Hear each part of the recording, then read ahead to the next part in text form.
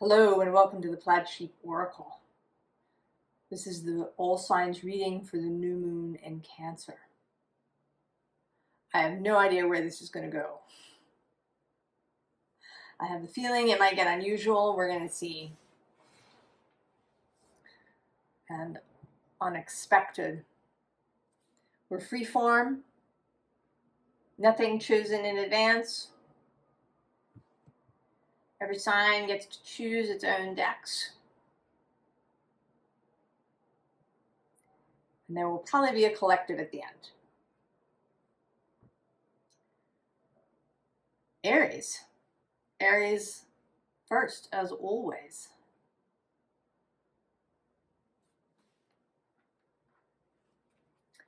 You are beginning with this Shadowscapes deck. It's got the Tower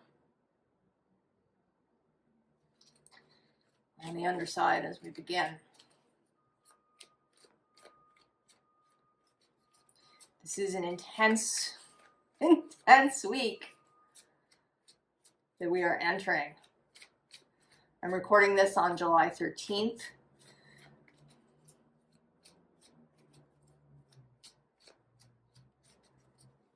There are all kinds of things happening between now and the 20th, and then some more, even before we reach that full moon in Aquarius. That is, that's a hot one with a Jupiter Kazimi happening right across the way.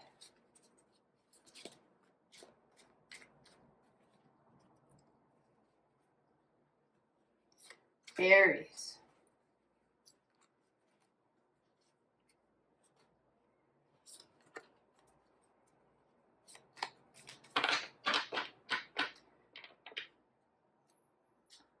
Ah, the King of Cups. Judgment on the underside.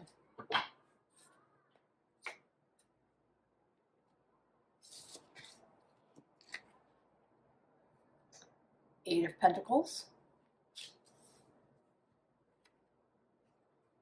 Two of Swords.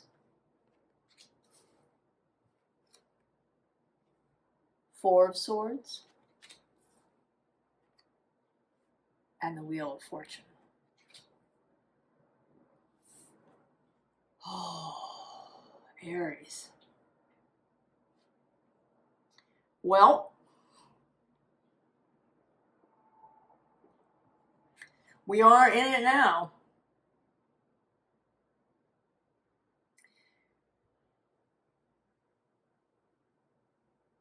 I said in a previous reading somewhere, I don't remember where, that there's no more time.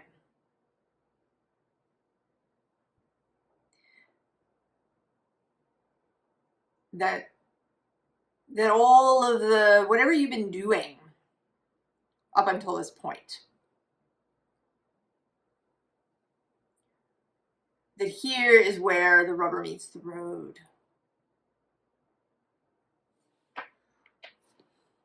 Where everything that you've been building, everything that you've been caring for, everything that you've been nurturing in yourself and others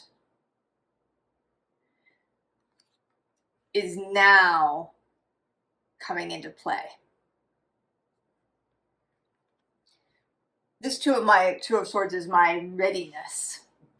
I see this person as readying themselves. Having a final meditation, a final ritual, a final moment before they move into whatever it is.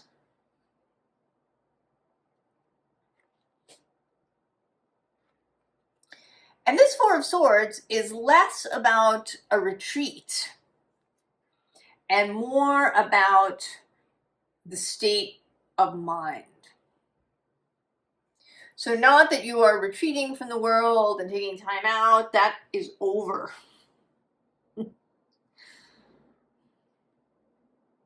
But that you are able to be in this space.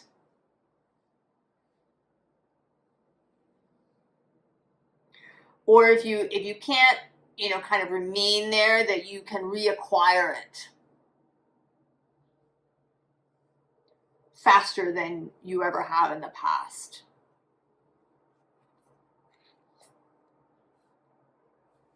Previously, if something triggered you, maybe it took you hours or even days to kind of come back, calm your nervous system, get it out of your head.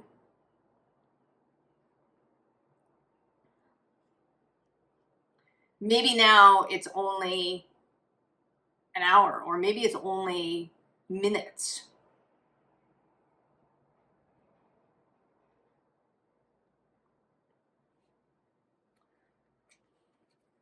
This King of Cups, who is a master of that emotional space.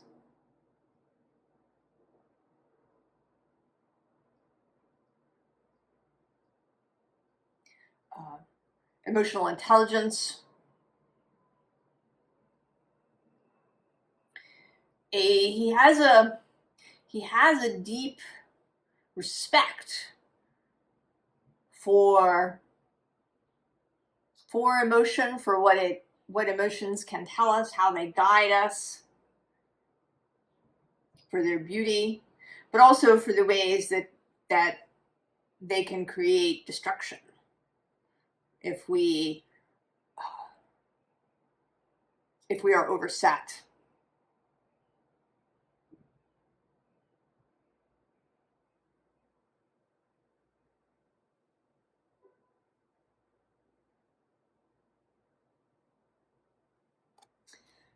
Below him is the Seven of Swords.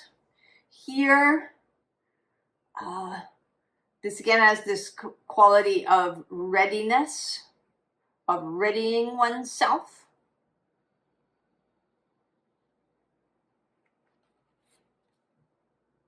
And then the Ten of Swords below that.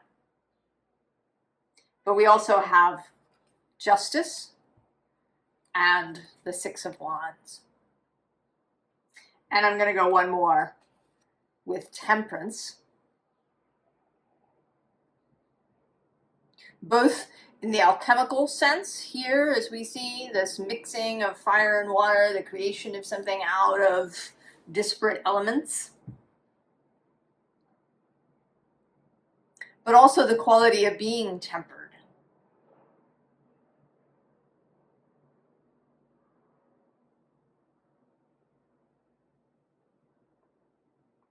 And I have to go one more, because right below that, oh, two more, is the Queen of Cups, Cancer's card, and the Moon, and the Ace of Wands. Oh, and then there you are, the Queen of Wands.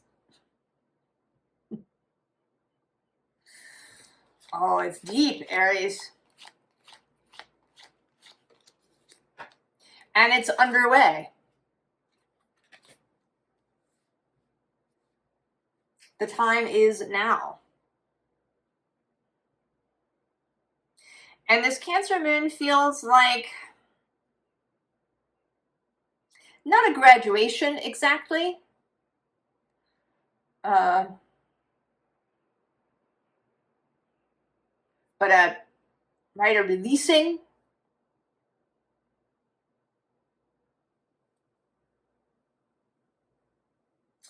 And so, Aries,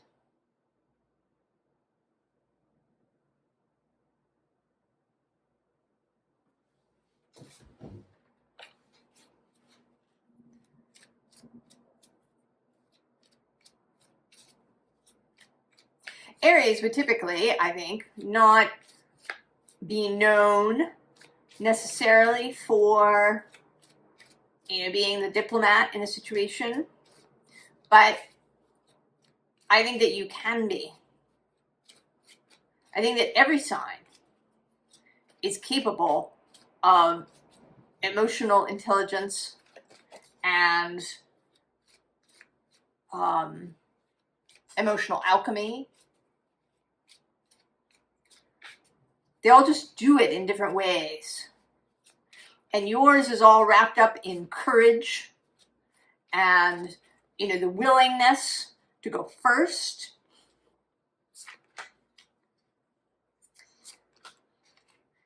There was a time when I worked in retail, and I often ended up in management. And it wasn't really because I was actually all that good at managing people, but I was really willing to take responsibility for things.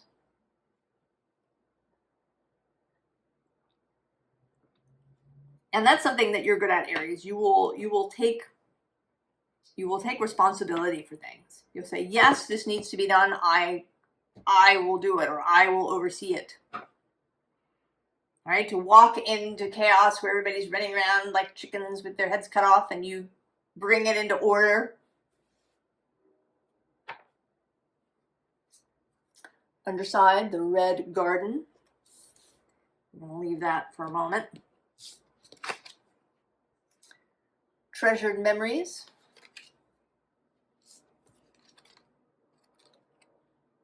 The rose garden. And the flower spirit.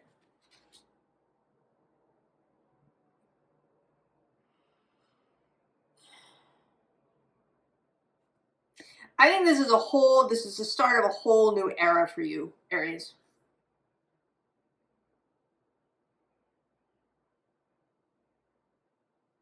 One where you really take something on in a bigger way, maybe than you ever have before.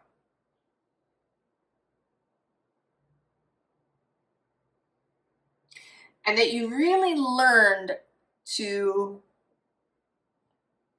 take advantage of your past. The triumphs, the mistakes, the joy, the pain, all of it.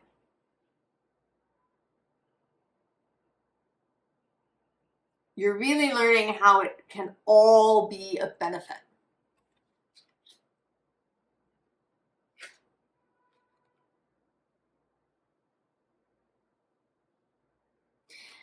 And I want to say that you might actually feel genuinely fearless.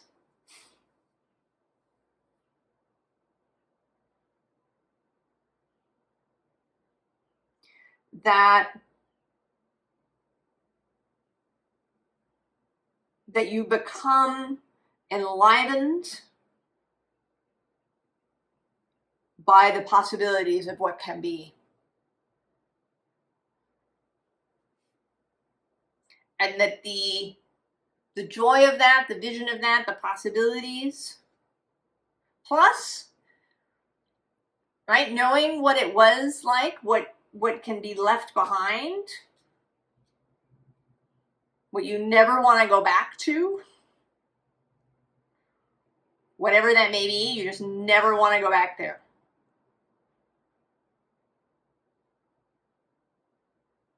And that these things make you fearless.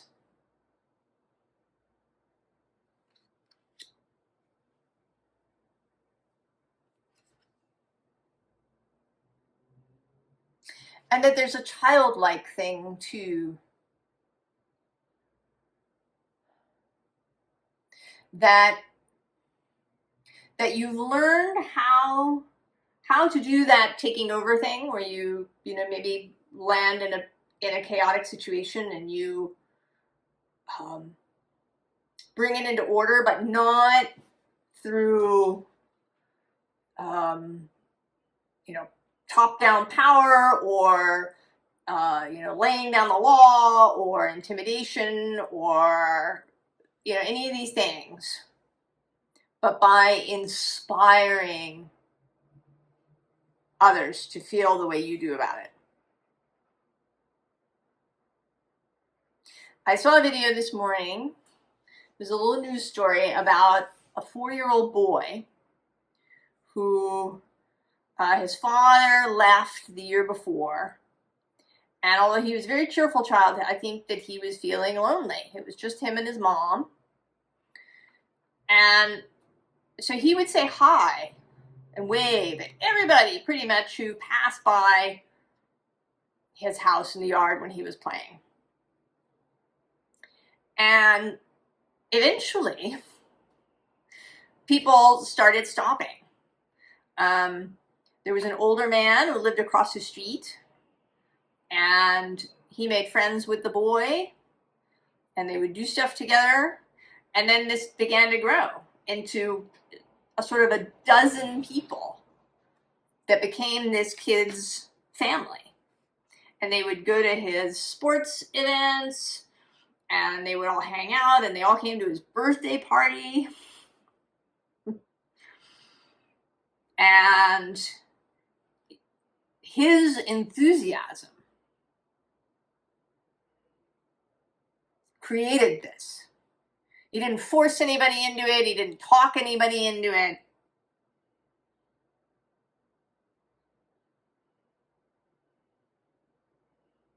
It was his purity of motive and spirit. Right? And now they're all friends with each other. Even though they hardly knew each other, you know, they lived in the same neighborhood but hadn't talked to one another.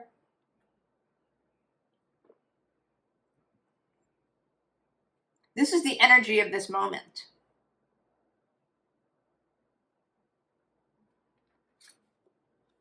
Ah. So the card that popped out is day and night.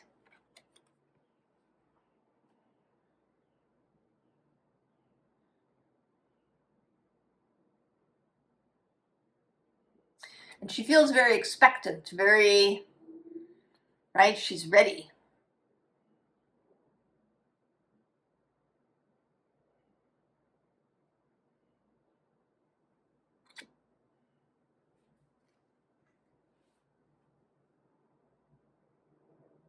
There's no more time, Aries. And I don't think you need there to be. I think that you're very ready to go. It may simply not be in the way that you expected.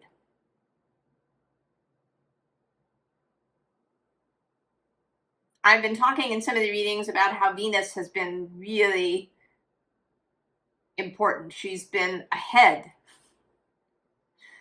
of all of these major planetary changes. She's moved through these signs first.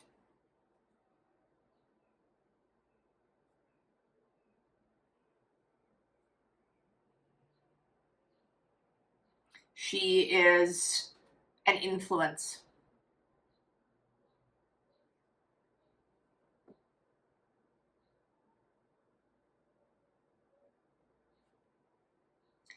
And I think that you're going to find this spirit of love, of generosity, of enthusiasm, of joy will overtake you.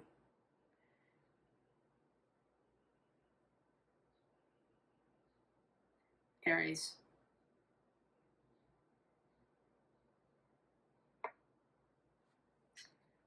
One last card before I let you go. A little bit of advice.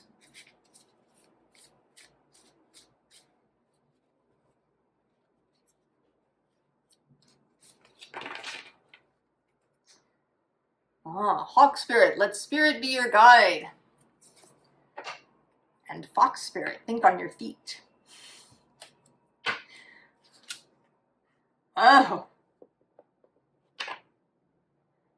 it's the Coffin. But I want to say that rather than this closing, that it's actually opening.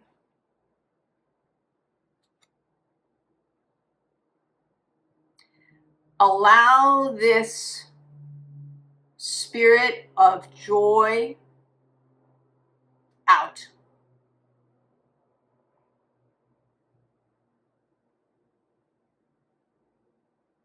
Refuse to listen to the cynics, the pessimists, the realists, anybody who tells you you're being too kind or too nice or too generous or too happy or too optimistic or any of that bullshit.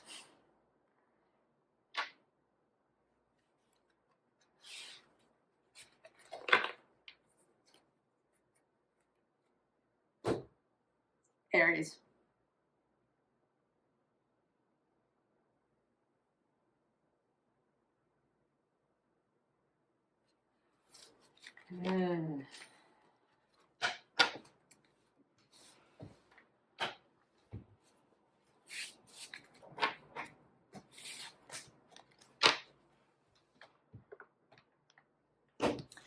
I wish you luck, Aries.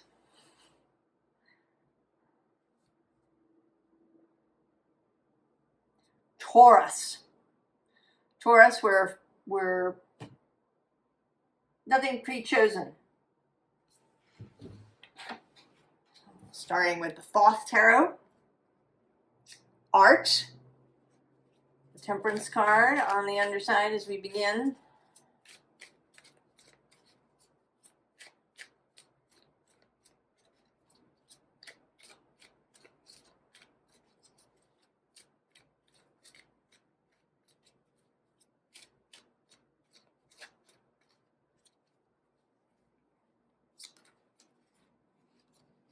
Of course, this moon is sextile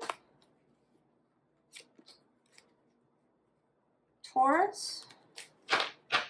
And you and the moon get along. She's exalted in your space. Oh yeah, we have 9 of Pentacles, 9 of Discs, gain there on the bottom. And the Magus on the underside. 7 of Cups, debauchery.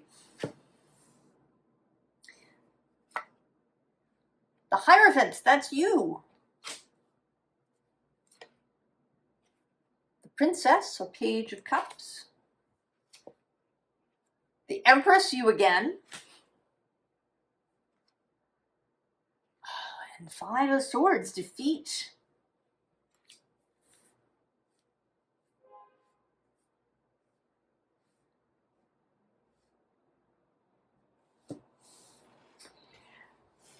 Taurus.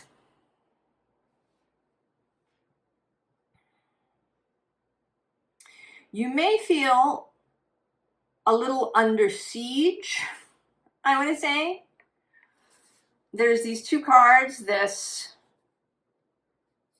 kind of card of excess and this card of defeat that are on either side of you. But I want to say that you are this Page of Cups, that you have been cultivating this energy of love, of innocence, of inspiration, of spirituality, of listening to your dreams and maybe doing your own divination.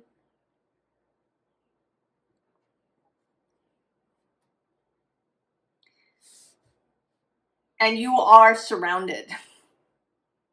You have the Hierophant on one side and the Empress on the other. There is enormous support for this stance that you have. They stand between you and these forces of gloom and doom and pessimism and excess and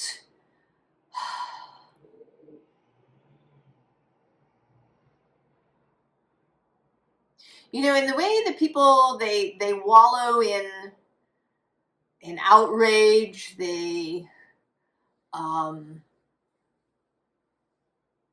they revel in discord and these kinds of things, Schadenfreude and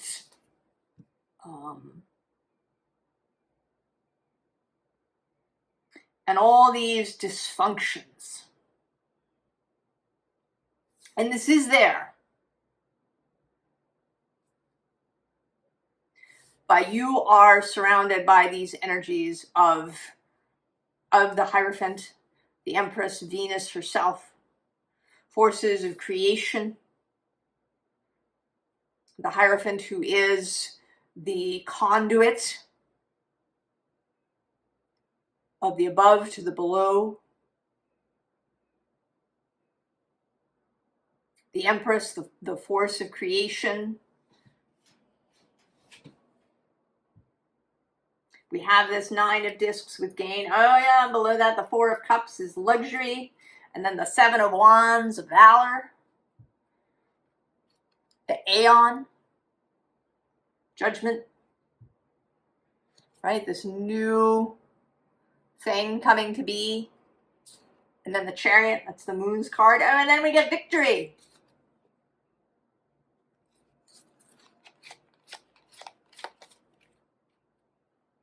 What did we say was on the underside? Oh yes, the Magus. Who's next to him? Oh, it's the universe, the world. And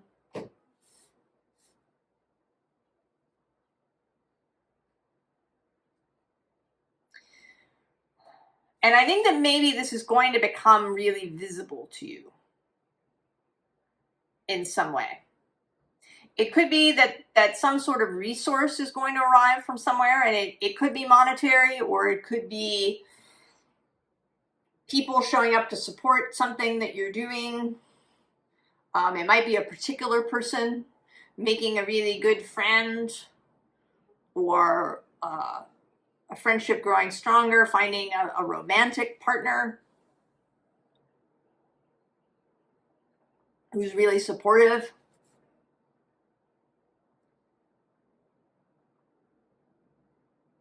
There's some kind of stability, security. You know, I think you're going to really feel the container of this Hierophant and this Empress.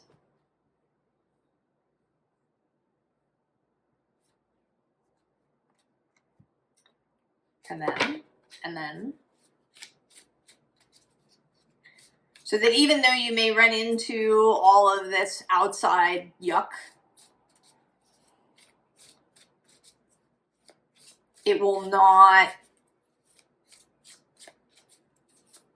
affect you, perhaps, in the way that it has in the past.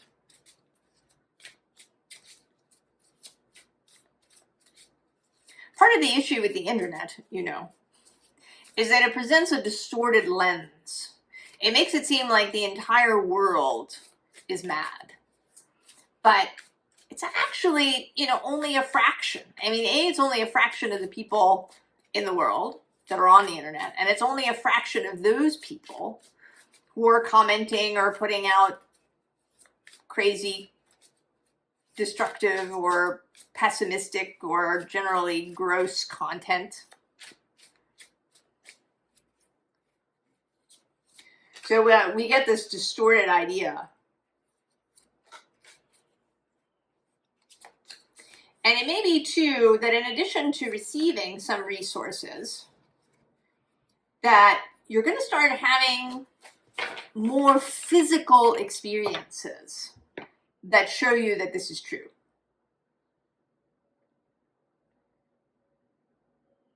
So you'll encounter an unexpected kindness. You'll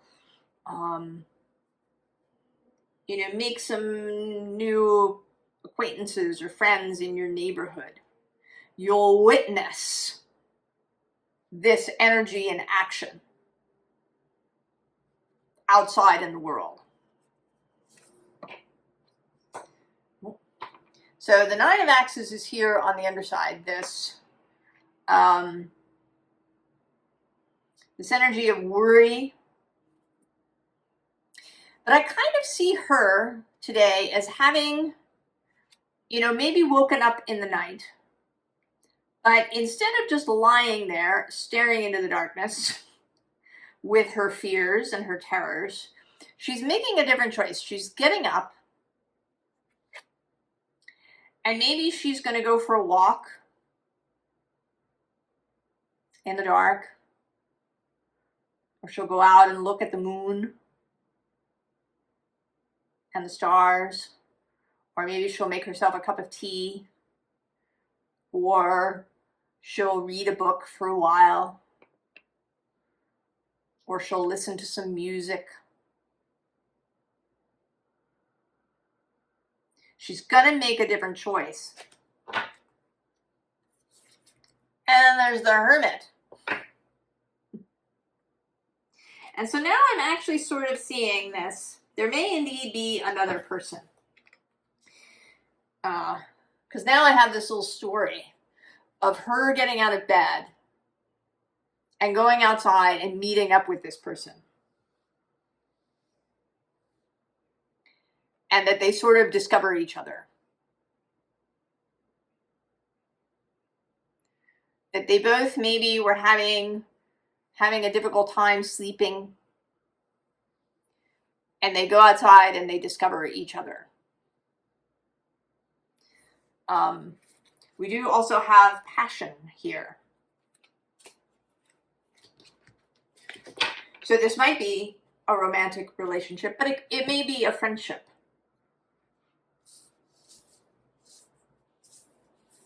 With someone perhaps that you didn't expect, or someone that's just new.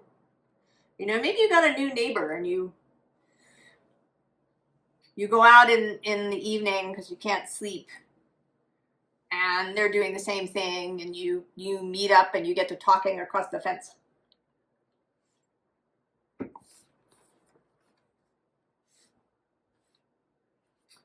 Oh, the Two of Jazz. There it is, harmony.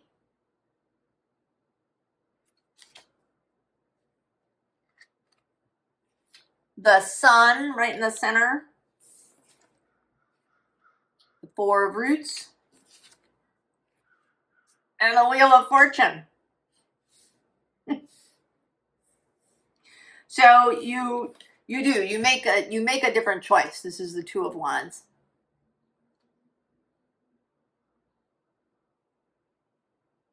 You make a different choice.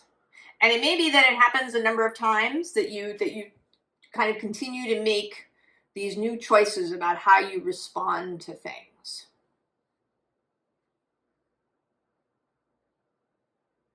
And this isn't about perfection, just about the majority of the time.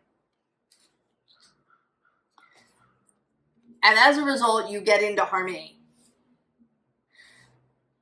with your own soul, with the harmony that you would like to live in, and quite possibly with another person.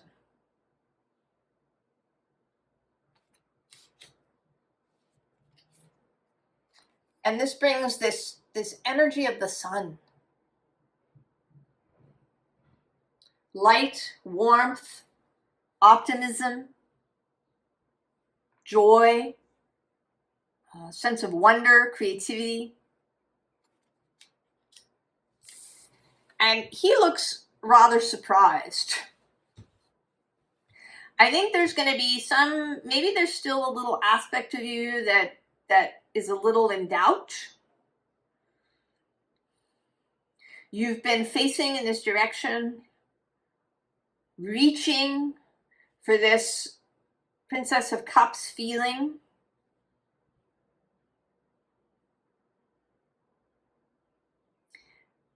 But there's still been a little bit, a little part of you that's maybe still a little cynical,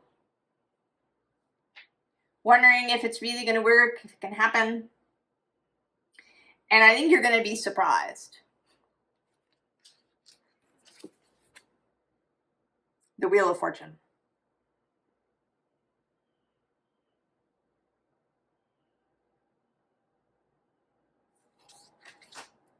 That the status quo is going to shift radically.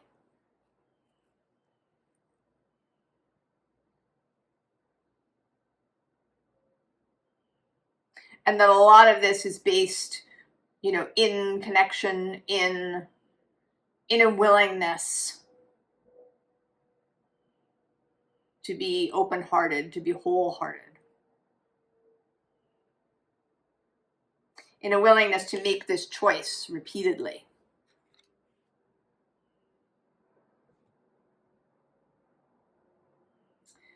Do we have a little advice for you?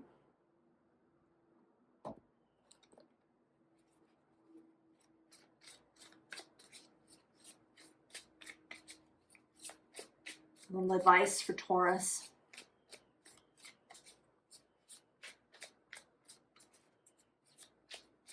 Proof, Taurus. Evidence that choosing this way is right.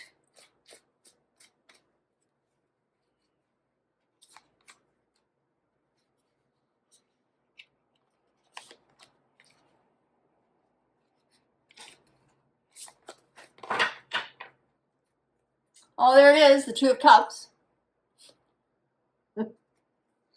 Who's on the underside? Oh, it's the World.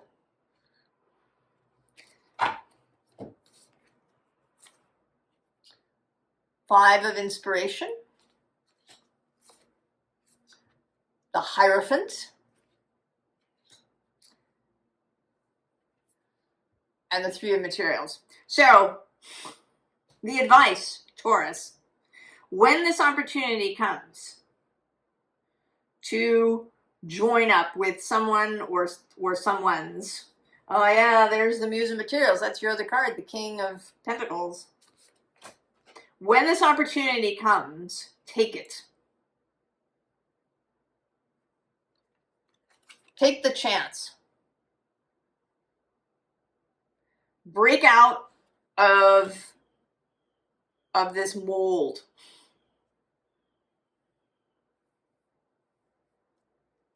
All right? Allow this inspiration to take you. And then allow the collaboration to go. I think it's going to grow like a plant. So there, you know, you're not going to have to control it or force it or push it into something.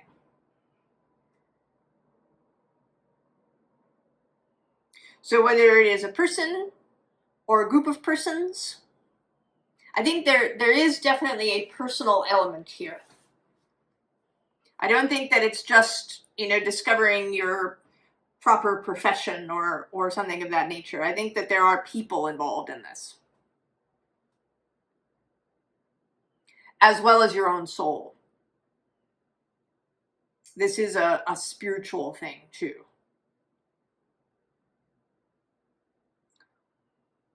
When it presents itself, go, Taurus.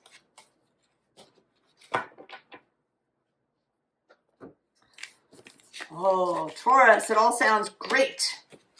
I hope it sounds great to you. This Cancer moon.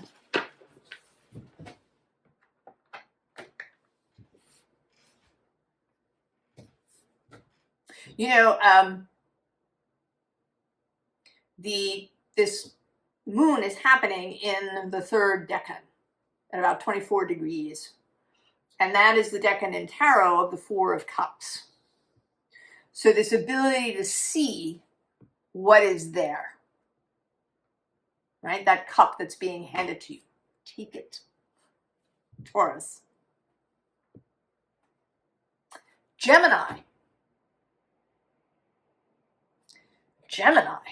We're totally free form here, Gemini. It's the Lady of the Lake getting herself seen. The sun has been coming and going. Of course, this moon is right next door. And Mercury, your planet, is in Cancer. Just yesterday, the 12th, Mercury Kazimi,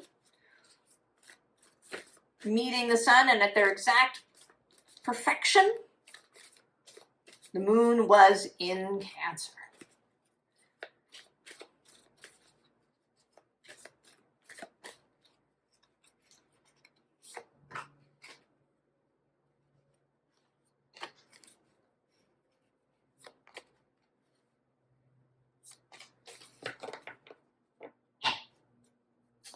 Oh, it's the butterfly with beauty. Oh, fear on the underside. Communication. Love. The Bard. And there she is, the Lady of the Lake. The Bard says, music, poetry, myth, history, the enchantment of storytelling. And the Lady of the Lake is absolute truth, courage, self-respect, responsibility, and I would say integrity. And they're actually next to each other in the deck. They're numbers 7 and 8.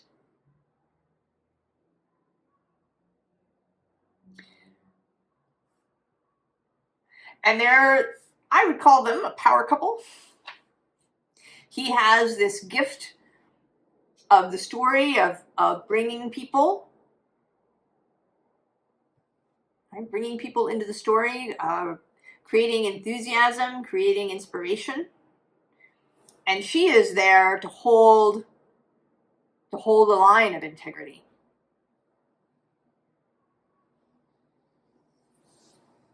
To do the right thing.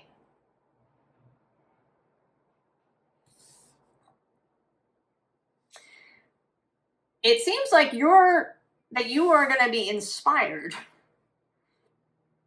to create something that communicates this message of love. I don't know if you're going to write a book. I don't know if you're going to start a podcast, or if you're just going to start having conversations with people about this.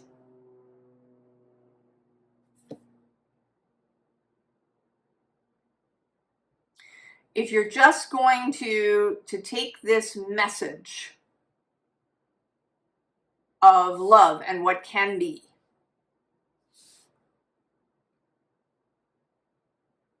if we really take relationships seriously, if we take them joyfully,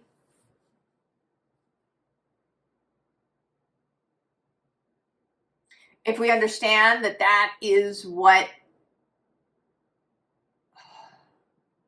really makes life worth having, I think.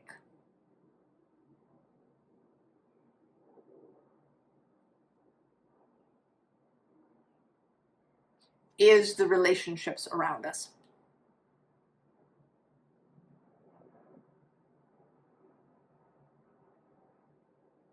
Who's under the butterfly? Oh, it's Joy. I mean, there is this fear, and I don't think it's yours.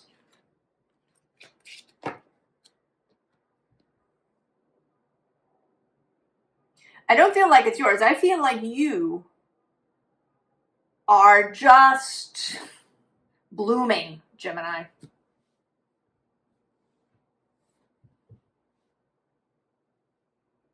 Mercury stations direct on the 23rd of July, and then he starts back. I don't remember now when he exits his shadow and when he enters Leo, but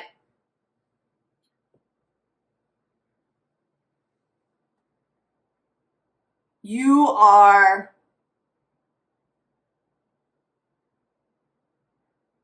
I want to say I was telling Aries that they would have a sense of fearlessness, and I think it's true for you too.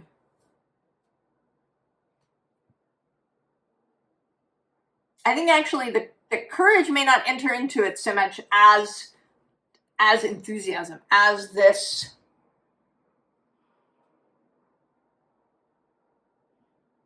just this knowing.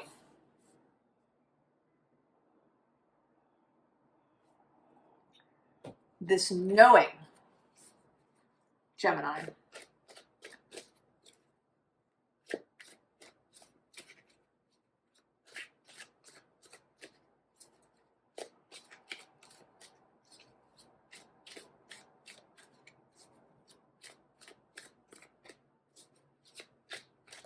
We often talk about Gemini as the sign of sort of information or data. And certainly there is an element, but right, Mercury isn't somebody who hoards data. Mercury Hermes is the communicator. He shares it, he moves it. He is the psychopomp. He can cross into the underworld and back out again without any special permission or talisman.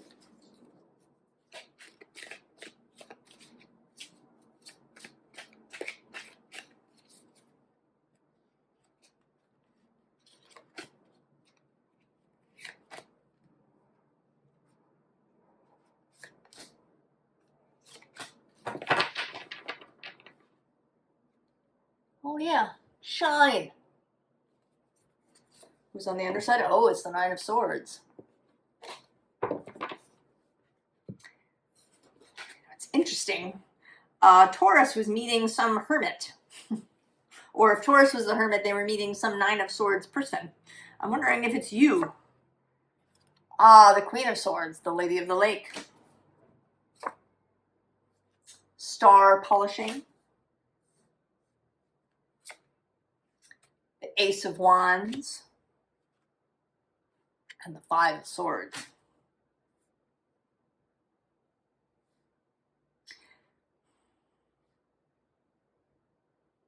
Have faith, Gemini. Have courage. Have conviction. Polish your stars. Right? This Ace of Wands, this energy. I think you already know. This Ace of Wands isn't so much about inspiration as it is about energy.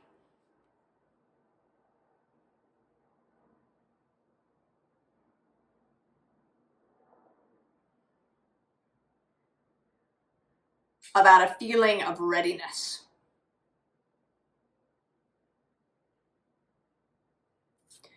To move into this space of the Five of Swords. Who's under here? Oh yes, my favorite things. And there's the King of Cups. And this particular Six of Pentacles. Right, this communication of something, a teaching.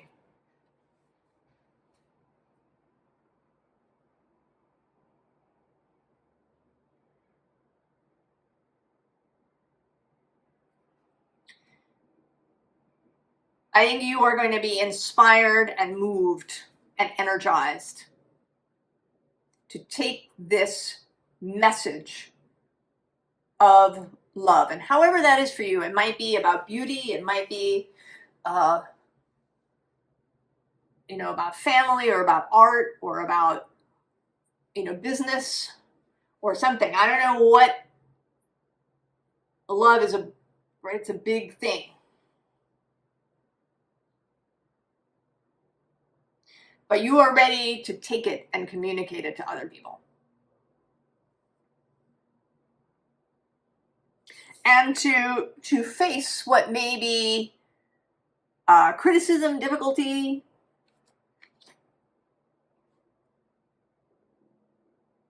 because she's with you.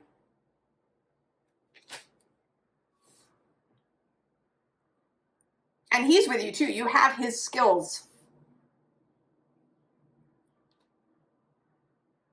You're going to tell this story of love in a way that will hold people, that will inspire them to do this work for themselves as well. Do we get a little advice for you? Interesting deck for advice, but let's see.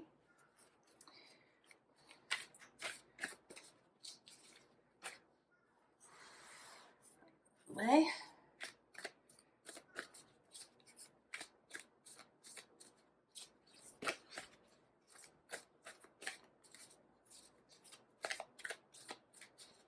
I was saying to Aries that there's no more time. The time is now.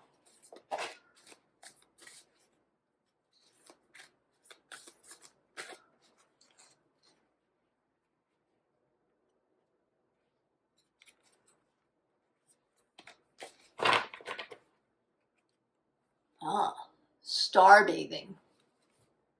Light body, crystal grid, transmission, activation. And the underside is the wellspring. What are you thirsty for? Body care, take a breath. So I think the first bit of advice is to take care of yourself. To polish your stars. Right? Keep your enthusiasm. Go be part of the choir where somebody is preaching what you believe. However that is. You know, read books. See movies that keep your flame alive. Get enough sleep. We're all going to need this.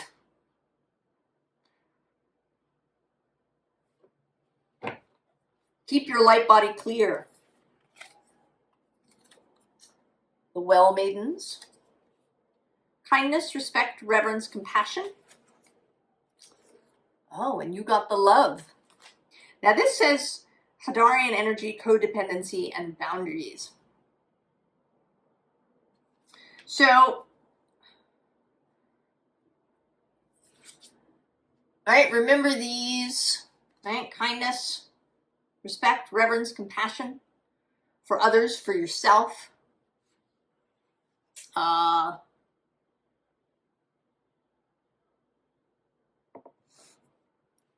Places where you will not compromise, but also places where you give, where you have empathy, where maybe you find a way to come around from another side rather than through the front door. And then this feels like a real understanding that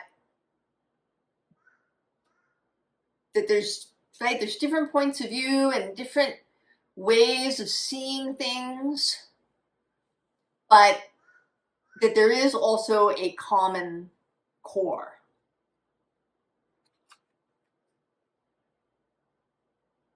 And a reminder to hold your position. I mean, unless you run into somebody who has some piece of information that really changes your mind about something genuinely. This isn't about rigidity, but it is about upholding your values. What do you stand for? Gemini.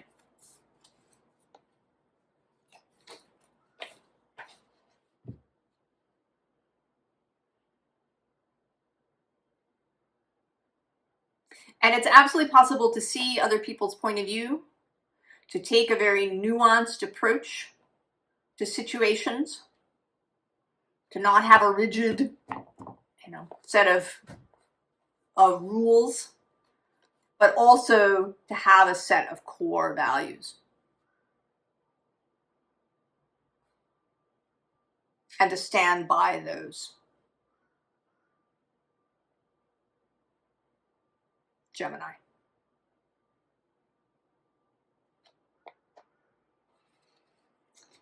There's no more time, Gemini. We are in it now.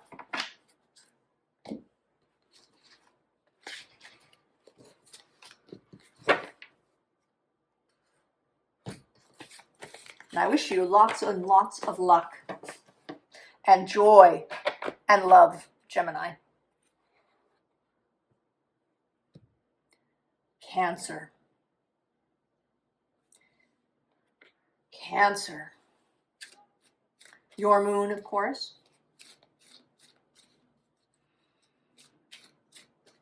Oh, there's a sweet feeling to this moon. And at the same time, a kind of resolve.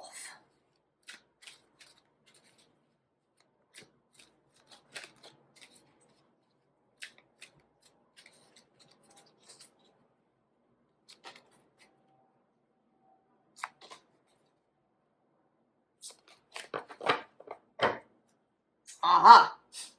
extremes. The hot moon. And new beginnings, the new moon. Underneath. Discernment. Focus. And will. Oh, Cancer. Holding the line.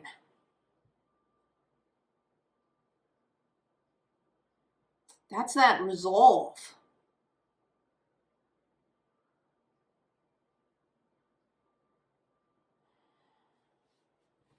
I've been seeing that there's no more time.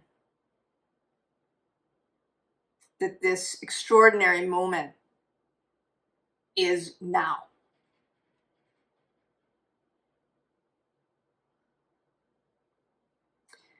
And you seem to really know that and understand that. And you know that it's an intense moment. Oh, see, but there's growth under there. And abundance. And pleasure.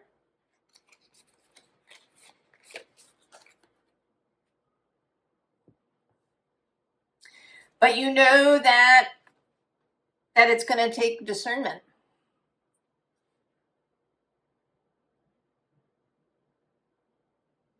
What to pay attention to, what to ignore,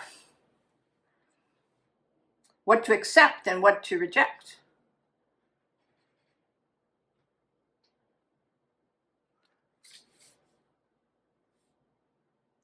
I have a sense that maybe there's going to be some sort of offer, some opportunity, something.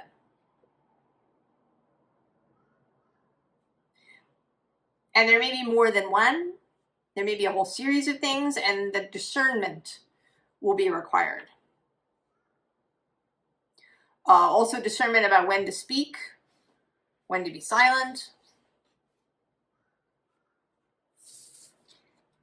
And this focus being about keeping that vision. Keeping the vision of what it is you want to see.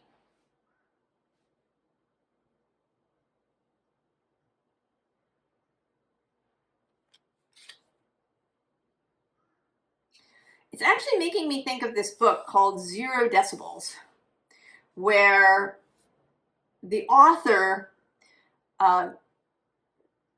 started really researching sound and noise in particular. He lived and may still live in New York City, and he kind of got started when he was standing at this train station where 3 subway trains all arrived at the same time. So loud. So loud.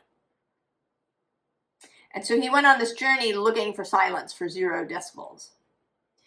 And at one point he's in the bath and he submerges. And the sound doesn't completely go away. He actually, kind of hears this underlying hum. Because there is one in the city, there's electrical wires and cabling of various kinds and sewers and water and all of this stuff running under the ground. There's traffic moving, there's subway trains, there's all kinds of stuff, right? This underlying hum. But he does eliminate a lot of the sound.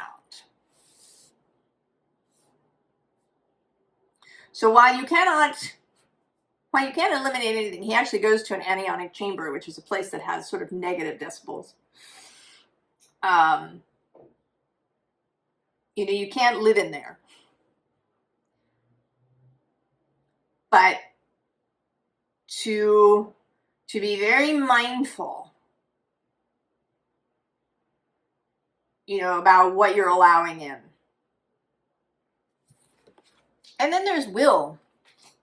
And not so much willpower, but a sense of will, a sense that you have a will, that you have free will, that you have agency.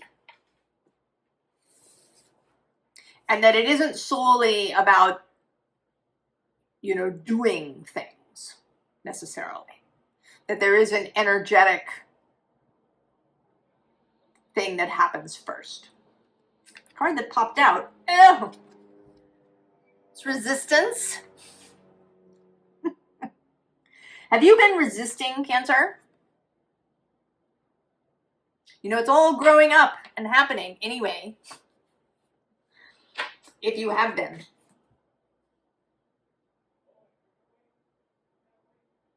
There may be something too about psychic communication.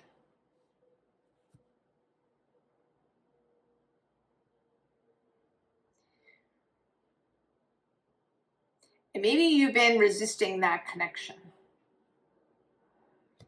I need more, Cancer. Tell me more.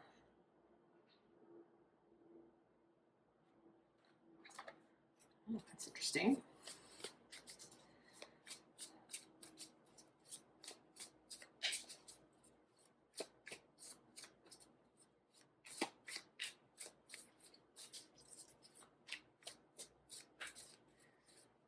Seems like something has been growing inside you, Cancer.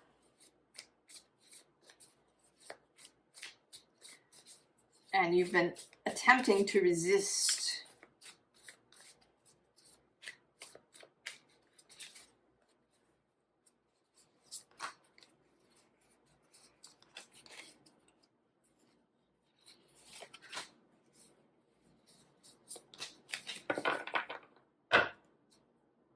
Ah, 6 of branches. 2 of tides, 2 of cups. That's Venus in Cancer. The Star. Temperance. The Moon, Cancer. And the Catacomb. Oh, I didn't say it, but I wondered if this card would come out. So this is an extra major arcana in this deck.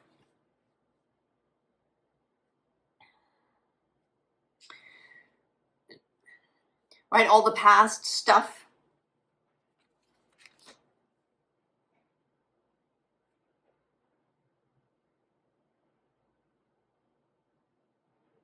But it seems to me that maybe you have been hiding in the catacomb. It's nice and quiet and cool down there. Nobody bothers you. It's familiar. What did I say? What's under here? Oh, it's justice.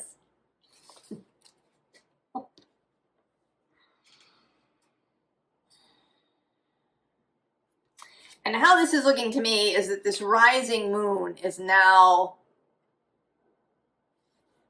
directly shining into your catacomb.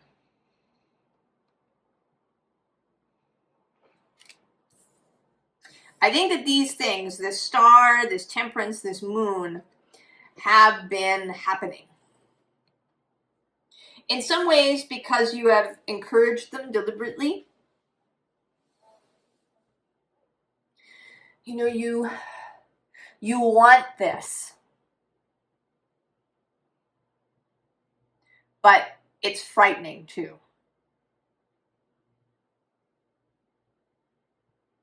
So there's been a kind of push-pull happening.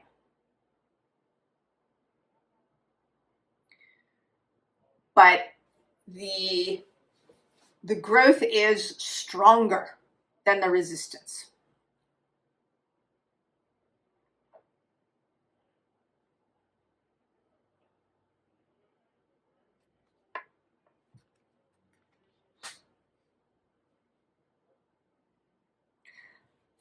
And it's all been coming together. The 6 of branches is the 6 of wands. That's a card of victory.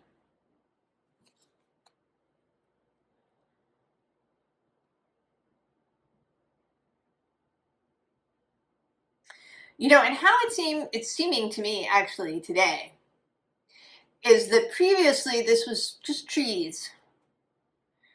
But now these markers are beginning to appear. Signs that are going to start coming on. I don't know exactly when it will come, how it will occur, what they're going to be, synchronicities, impulses to go do something. I don't know what it's going to be. Probably a bunch of different things. Meeting people, reading something, seeing something.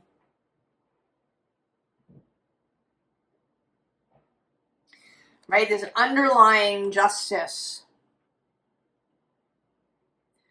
The sense of harmony, of a rightness. Justice in a natural sense.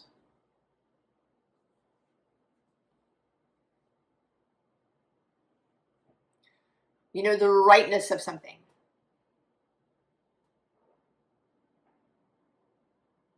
And the way that you can feel that, you know, even if you've never thought about interior design in any way, shape, or form, you can walk into a house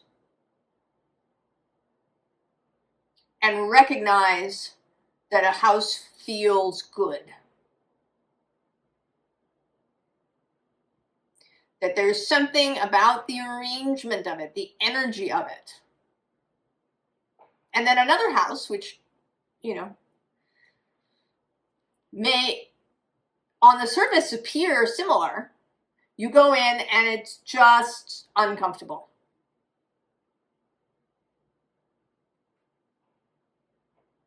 And you may not be able to pinpoint why, that it's, you know, the furniture arrangement. You may have no idea why, but you know.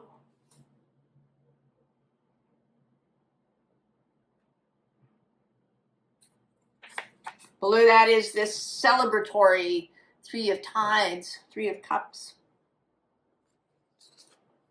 That energy of celebration is under there. It will not be denied.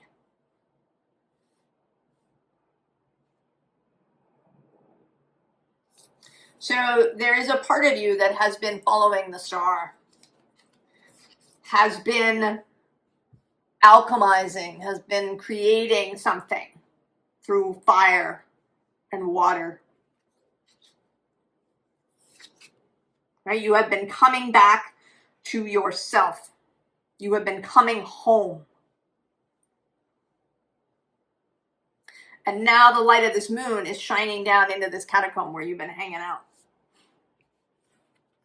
It's time to go, Cancer. It's time to go.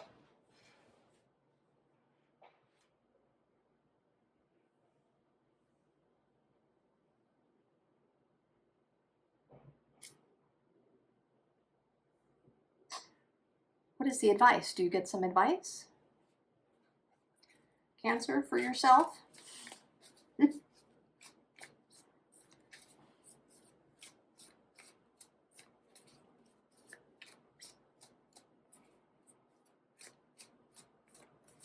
You know, I think all of these changes are really less about what we do and how we be. They're how we be, which informs what we do.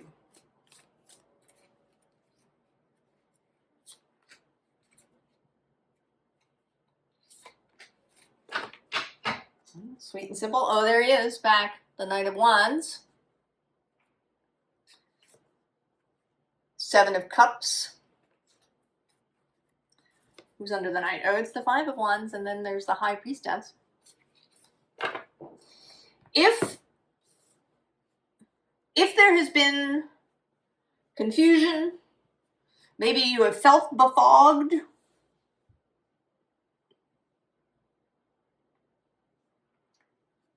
I think there's a combination of things. That a process was happening, but also that you were kind of hiding down here. But now the Knight of Wands is on his way. And he will not be denied. Oh yeah, there's Page of Swords. And the King of Cups. Advice for the arrival of this Knight of Wands. Right? A willingness to meet new information, to meet it with enthusiasm, to come out of that catacomb, and to meet it as the King of Cups. And I don't think you're going to have to struggle with that. I think that you are there. You may just not be able to see yourself that way. Sometimes an outside view can see things about us that we can't see ourselves. Yeah, Cancer. Be ready. The summons is coming. I don't know what it's going to be. A job offer, a love offer, a friendship offer, I don't know. A new vision and inspiration.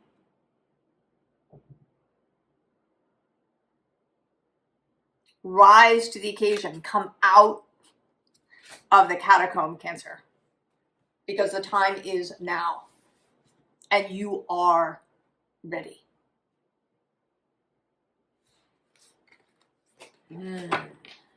Cancer.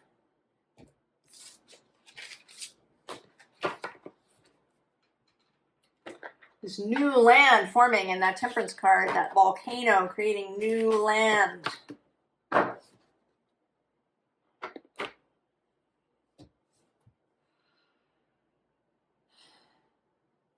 Leo.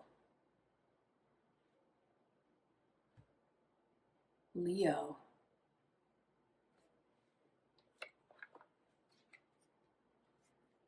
Now the Four of Pentacles is here on the bottom. Four of Cups. This moon is happening in the space of the Four of Cups in the third decan of Cancer.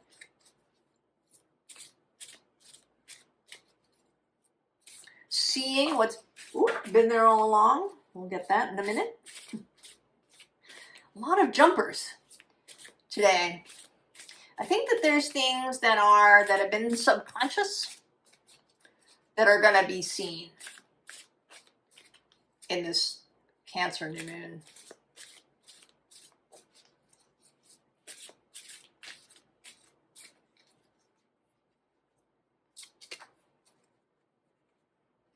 Hidden dreams, hidden desires.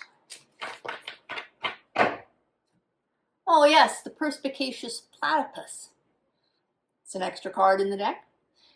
Right? Seeing yourself as fabulous. Six of Aether on the underside. The mental journey. Queen of Combustion. There you are. And the Knight of Combustion. The Moon. And the Seven of Aether. Yes, Leo. Something is going to be revealed that you didn't see before. Right? You have been doing your thing. You've been, maybe inspiration has been coming to you, or you've been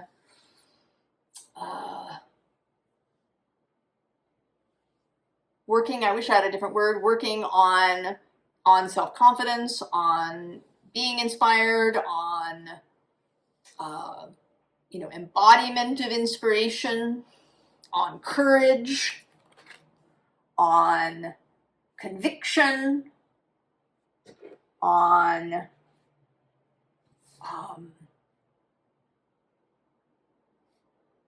devotion. Who's under the platypus? Oh, it's the Three of Aether. Three of Swords. I always see these beetles as repairing the heart. So perhaps you have been repairing your heart. We have the Page of Aether and also the Page of Combustion. Regaining your inspiration, regaining a childlike sense of wonder and optimism. But there's something that is going to be revealed. And what is this card? Yeah, it's the Three of Fungi.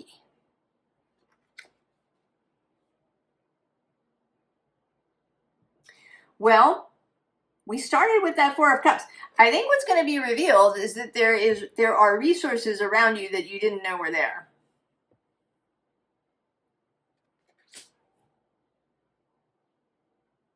And it may be that they were kind of deliberately hidden from you. Because the moment for their entry, you know, here she's left this village. And it may be that before, you know, under here is this Six of Aether. Oh yeah, and then we have the Seven of Combustion. This is seeing through the fog, seeing through the smoke and mirrors. Next to that, oh, Justice. I'm going to go one more. Oh, it's the Ace of Cups.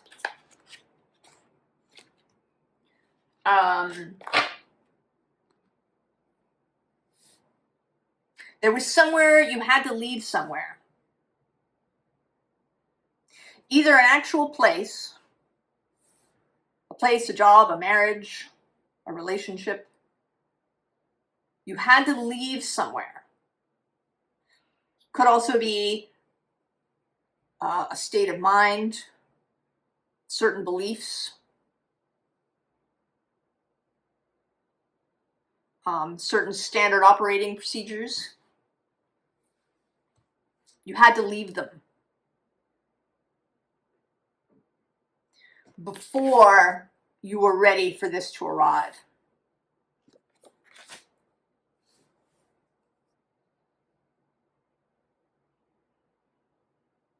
So when you really make that break, and it may happen with this moon, that you really break free. It might be this moon. It might possibly be through it might or might not happen as a revelation. It might happen in a process through the rest of this month. Mercury stations direct on July 23rd.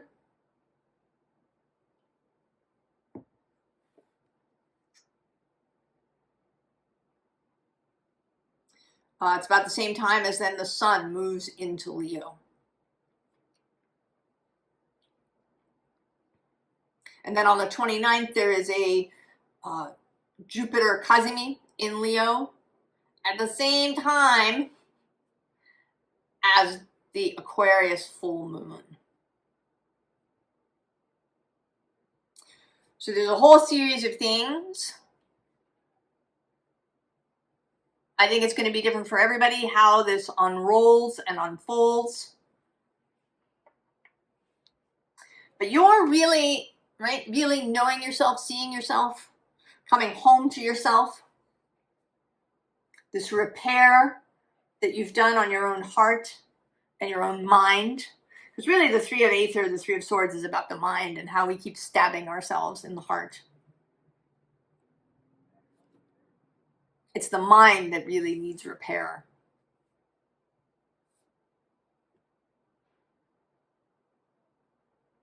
And you've done that work, seeing your way through the clouds and the smoke and the mirrors and the nonsense.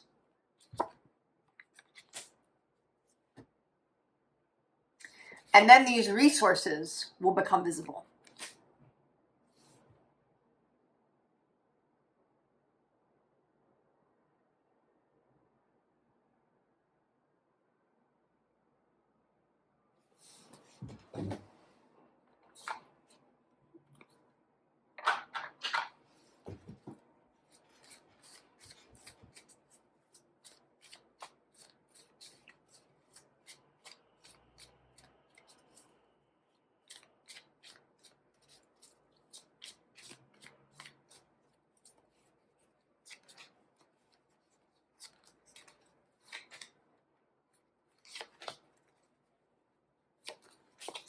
I think that it's about choosing yourself, not in the sense of always doing only what you want,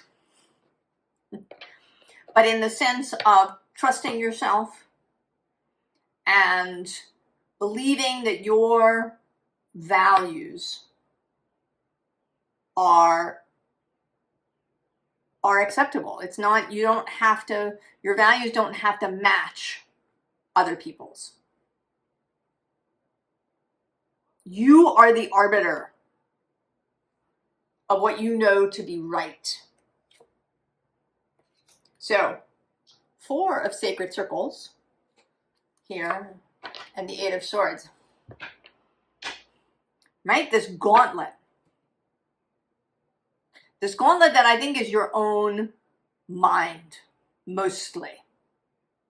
I mean, there may be people who you lose touch with.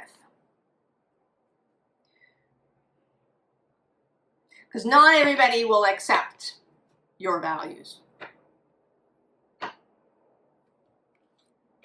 But this isn't about, leaving all the toxic people behind. This is simply about living according to your own values and convictions and having the confidence to do that. The confidence to do what is right.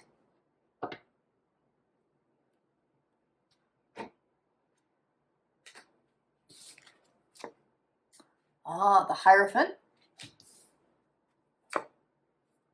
the 10 of Swords,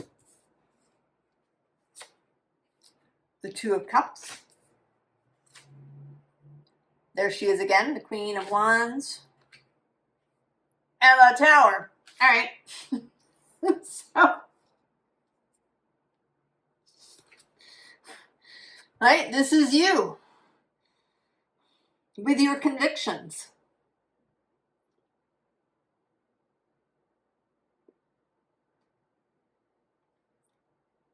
Your values.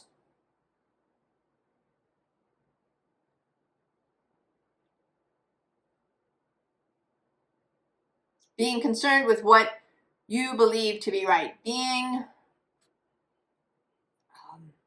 for life.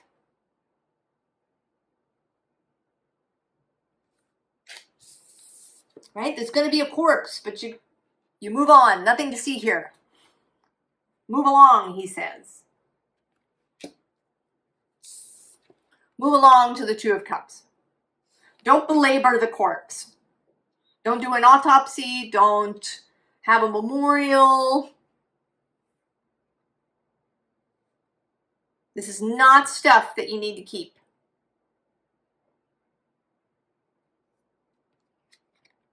Right? The 2 of Cups, your relationship to yourself, to your soul, to those that you love,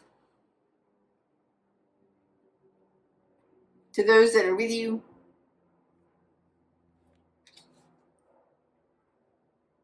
It's not about being dismissive or mean or judgmental or any of these things. This is about moving towards something. Right? We are not concerned with the way. We are moving past that. She is not concerned with what she's moving away from so much as what she's moving towards. And then there's the Tower. There is going to be a Tower.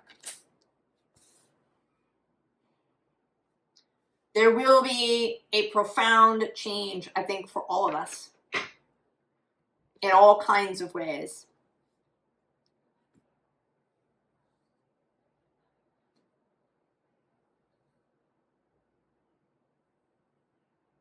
Do we have some advice for you? Like some specific advice? Oh, that's interesting. The Santa Muerte deck. Sacred Death. Who in this deck is pregnant? Kind of meeting of Death and the Empress. Now that I say that, Venus is going to have a retrograde in Scorpio. Scorpio into Libra and then back again in the fall. That will be squaring your sign. There may be some timing there.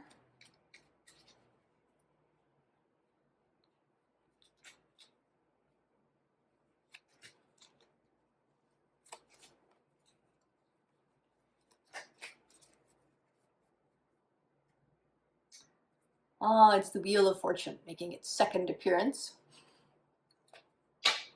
And the King of Cups. I think this is his third or fourth appearance. The Hanged Man. The Nine of Cups. The World. And the Nine of Wands. Hold your course, Leo. Stuff is coming. I don't even know. I mean, under this Wheel of Fortune, we have the Six of Cups. We also have the King of Swords. There's this Jupiter-Pluto opposition that's occurring on the 20th. The whole basket set up, if you've been seeing stuff in astrology, podcasts about that, Barbeau's basket. Hold your course, right? Hold your conviction. The Hanged Man not as a delay, but as a stance.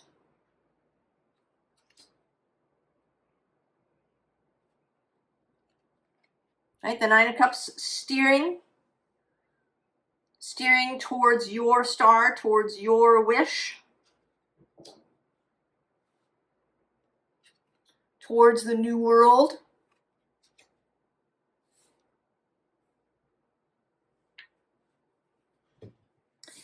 And Nine of Wands as holding that line. Continuing. Nothing ends here, it's a beginning.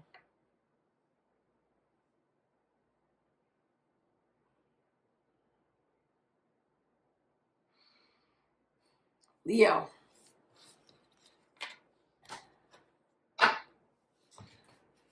There is no more time. We've been talking about this for months and months and months. And now there is no more time. We are here. In this moment.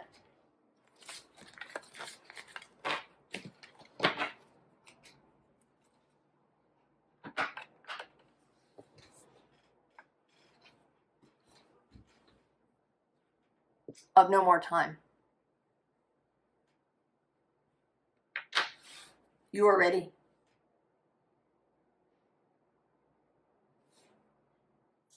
All right, Virgo. Virgo, where shall we begin? Interesting. Virgo. This moon is, of course, sextile your sign. And your planet, Mercury, is in Cancer. Connectedness. I have a sense that maybe when the moon moves into Virgo,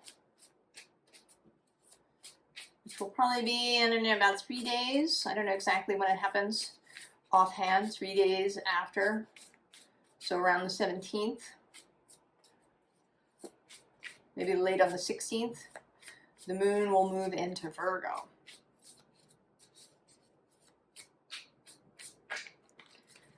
I feel like there's something about that. Take that on board, timing-wise.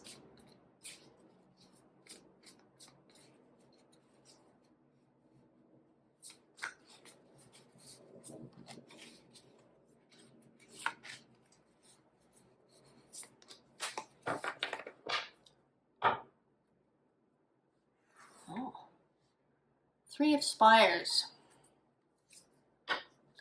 Page of Stones on the underside. Knight of Branches. The Chariot. Four of Tides. And the Magician. Oh, Virgo.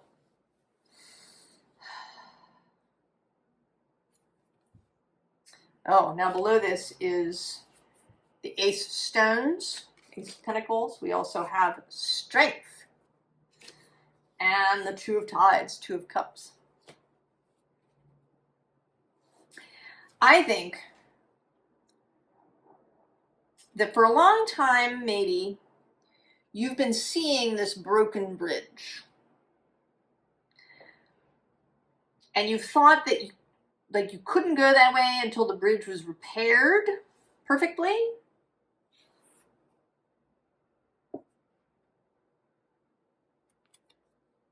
This is the Three of Swords. That something had to be remade, repaired.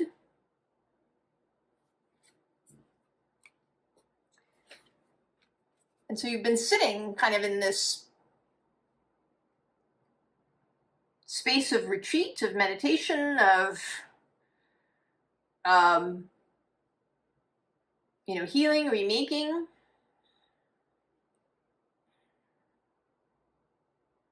But it seems like something happens.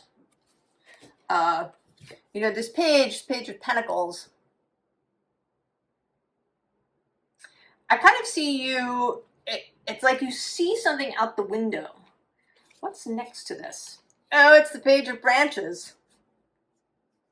So you see something out the window and you leave your room. Oh, and then we get the Seven of Branches. And the Six of Stones, and I'm going to go one more to the Eight of Stones.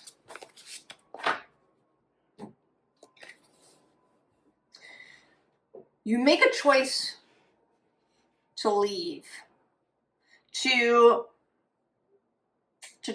decide that this doesn't have to be repaired.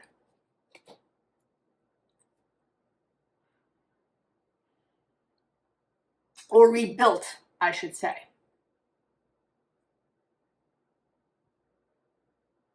That there's something that does not have to be rebuilt.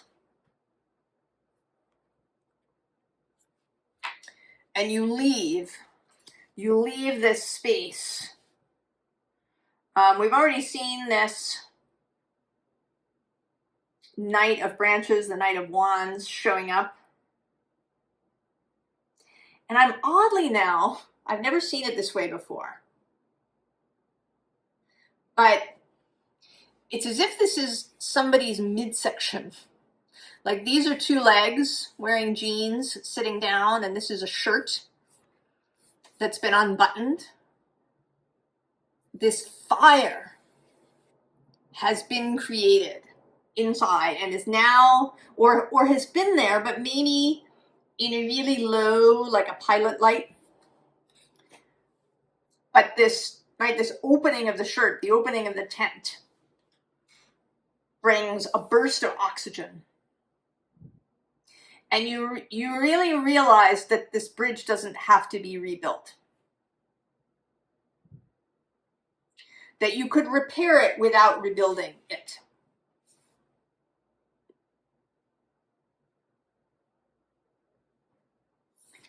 And that you can take a different road. You can take this road of the river. You can just get on the river and go. Instead of waiting and waiting and waiting for this bridge to be rebuilt so that you can go out the way you came, you're going to go a different way. And it's going to take you right out to sea.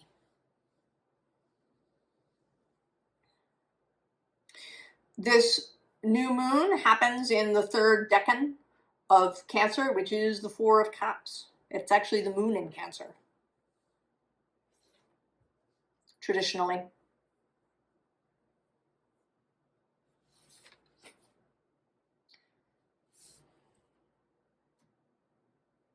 And these stars are going to lead you right to the Magician.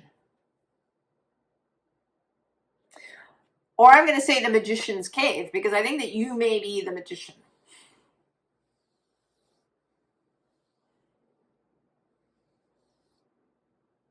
He is Mercury traditionally.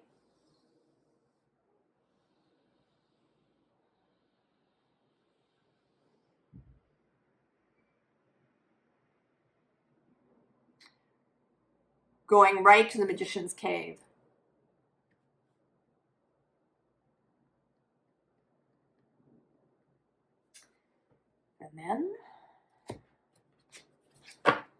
And then Virgo.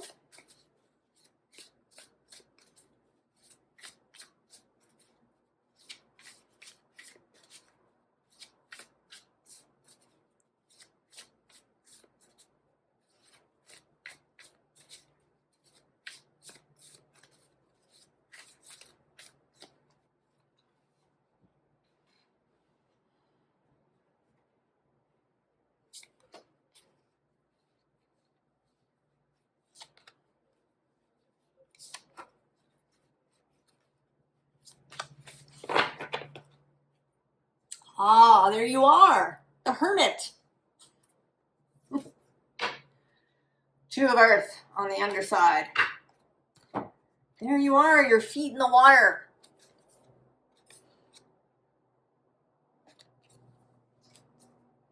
And below that, this 8 of water.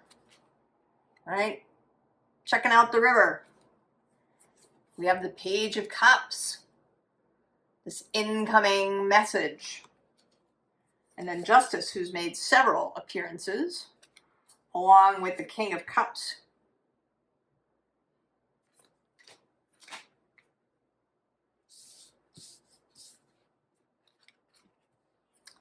Ten of Air now. 2 of Air. 7 of Water. Ah, and the 3 of Air.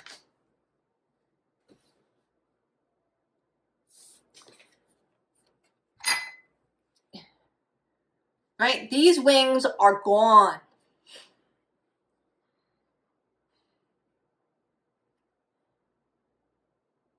I mean, maybe you've been sitting by this water for a long time and you haven't been willing to get in your boat and go until these wings were fully removed.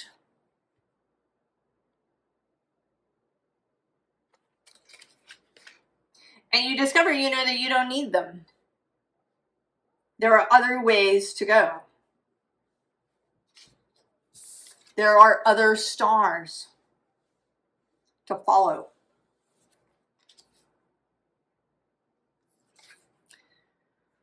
That it's a lost thing.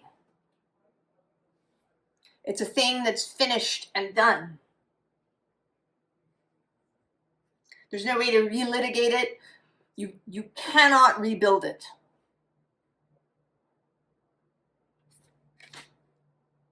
And it would never be the same. And I don't know what it is, what this bridge is. It might be a relationship. It might be a way of life.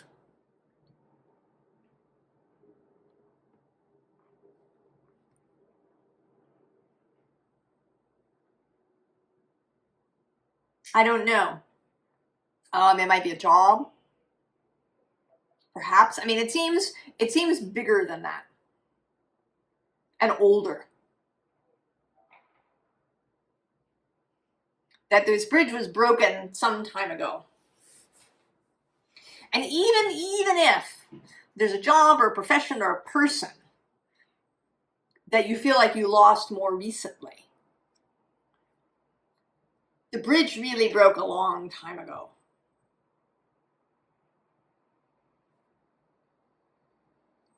It cannot be rebuilt. It is over.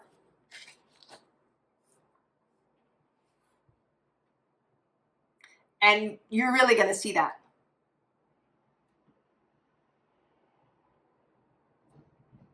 You're going to let this flame ignite. Because it seems to me that you've been keeping this flame dampened in order to rebuild this bridge.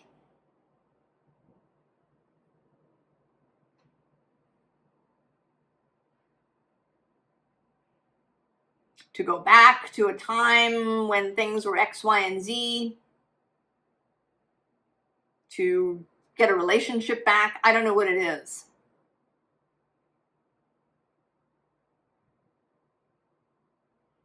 But you've kept this flame dampened. Kept your eyes fixed on rebuilding this bridge. And now you will see, I think, through the grace of this moon, through the healing waters of this moon,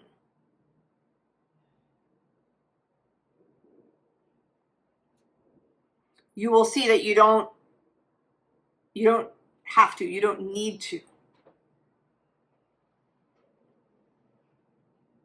There is this other way. And the other way leads to the Magician's Cave.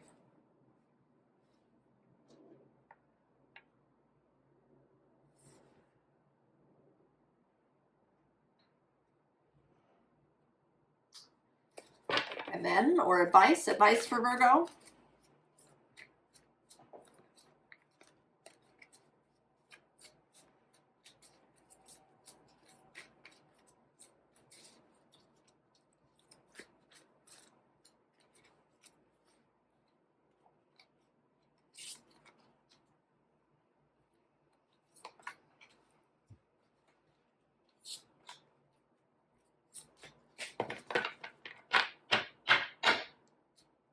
Ah, the Seven of Cups. Options.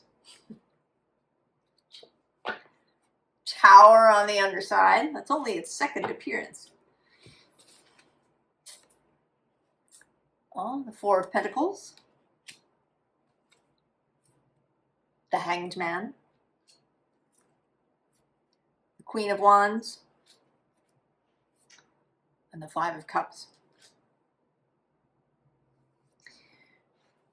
In this deck, she appeared to me initially, and she's kind of stuck to that as a kind of fairy godmother aspect. This person who has resources.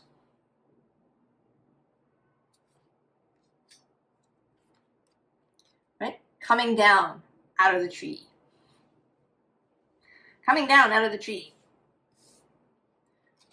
Right? Your wings, these wings that were broken, that could no longer support you.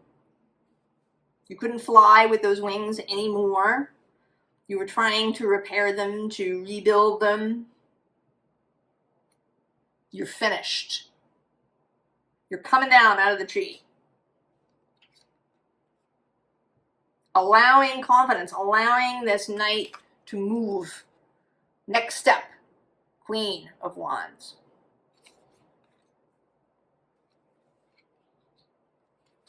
And then the letting go.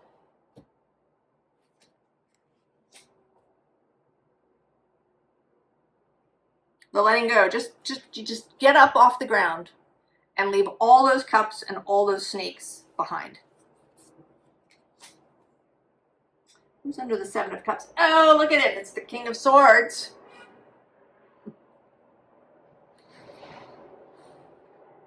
Clarity.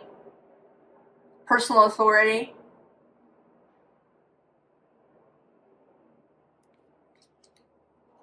And the Chariot.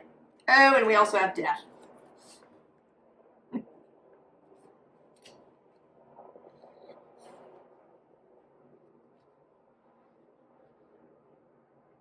Virgo. Go.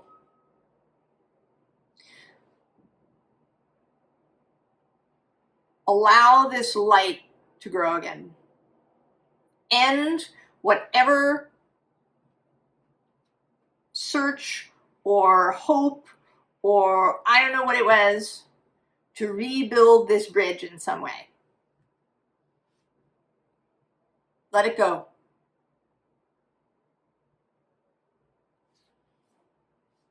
There is lots of other opportunities that are just waiting for you to see them.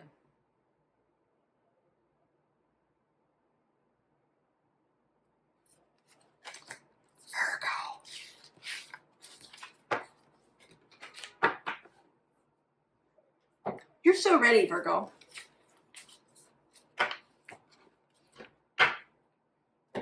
Ready to go.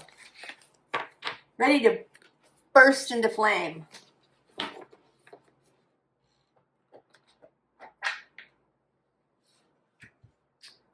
Libra. Libra. Nothing pre-chosen. We start here with the Magician.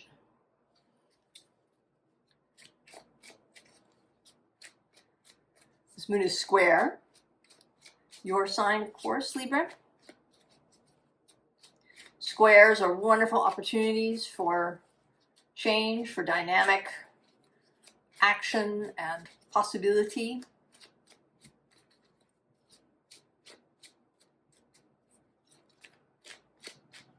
We're here in this intense week when the moon on the 19th reaches 4 degrees of Libra.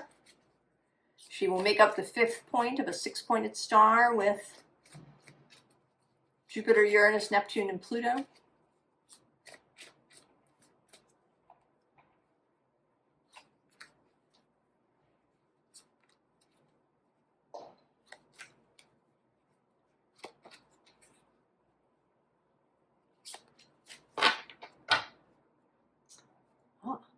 Three of Pentacles. Wheel of Fortune making its 3rd or 4th appearance.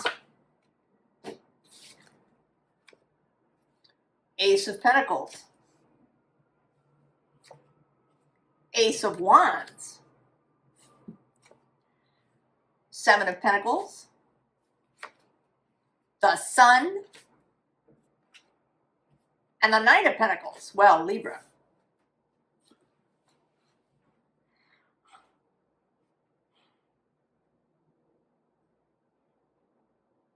You know what I'm seeing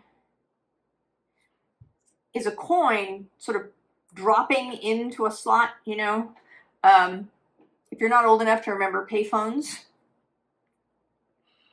or perhaps you've been to an arcade where they still use coins or tokens, and you drop it in there and it, right, there's the sound of the coin falling into place. That's what this feels like. And in fact, now that I say that, I'm having this vision of a slot machine. Right? Where you drop the coin in, you pull the lever, and it all comes out. Right? All these coins.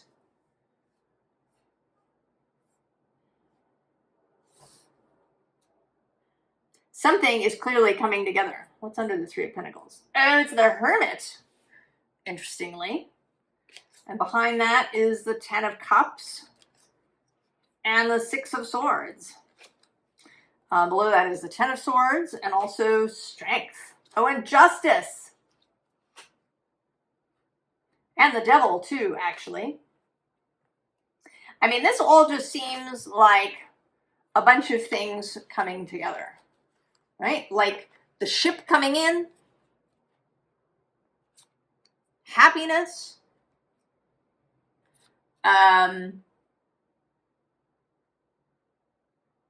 and I kind of see this as you receiving what's arriving. You know, that the doorbell rings and you go out there with your lantern and this 3 of Pentacles arrives. And then there's this whole sequence.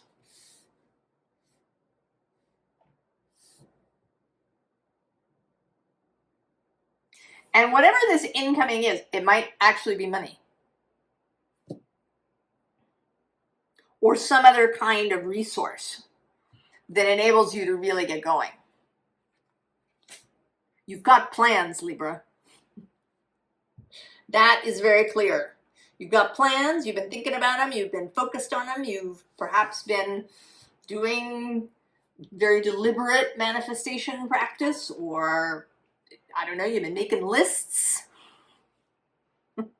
You may have gotten started during that Capricorn full moon, or even before. The Seven of Pentacles does, talk about seeds planted a while back that are coming to fruition.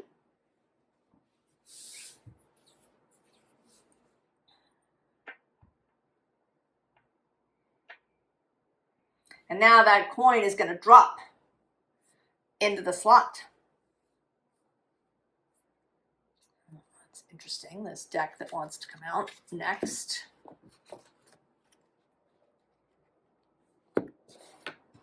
The Fairy Tale Heroine Oracle. There is the kiss on the bottom. We've had the Magician starting us out. I don't know what you've been doing, Libra. It's working out.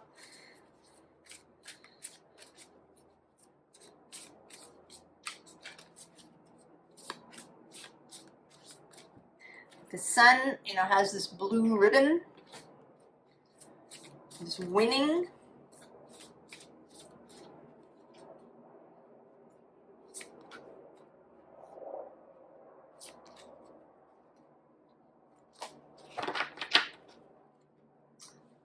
Interesting. The glass mountain underneath. There we have the spindle. The wolf. The fairy hill. And there's the kiss. Okay. Totally, Libra. The glass mountain is this kind of really difficult, almost insurmountable obstacle. In one story, the heroine gets some shoes made that are have crampons on them so she can climb this glass mountain. Well, you, the witch is right underneath, you're having none of it. Maybe you stared at this glass mountain for a really long time and then you realized, screw that. Below the witch is this enchanted forest. I'm going to go into the forest and I'm going to get some information. I'm going to talk to the wolf. I'm going to hang out with the fairies. Maybe I'll even, meet somebody and have a kiss. I am not laboring, efforting, hauling. I am not anymore. For me, the Three of Pentacles is often a card of working with Source, working with the unseen in order to create something in the physical world. You have turned fully, maybe you turn fully towards magical practice, towards energetic practice, to simply knowing that turning the energy in the right direction first makes the glass mountain change. Goes from being a glass mountain to being just a very normal mountain that has a nice path that you could take. Or it dissolves and becomes like a rain curtain that you can walk right through.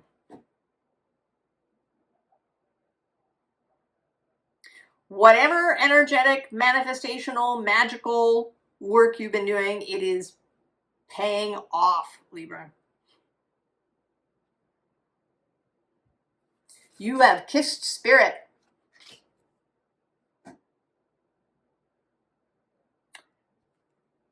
I'm not sure what else you need to know, Libra. You're just on your way. Keep doing what you're doing. We seem to have a little bit of advice. Maybe there's something specific.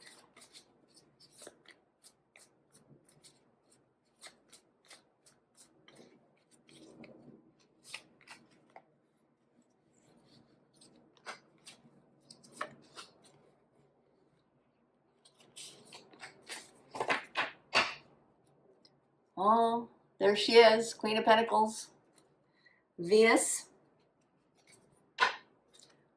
the World. On the underside, she did just conjunct the South Node in Virgo. That might have been a real kind of clicking, turning point. When any remaining clinging to having to do it the hard way goes away.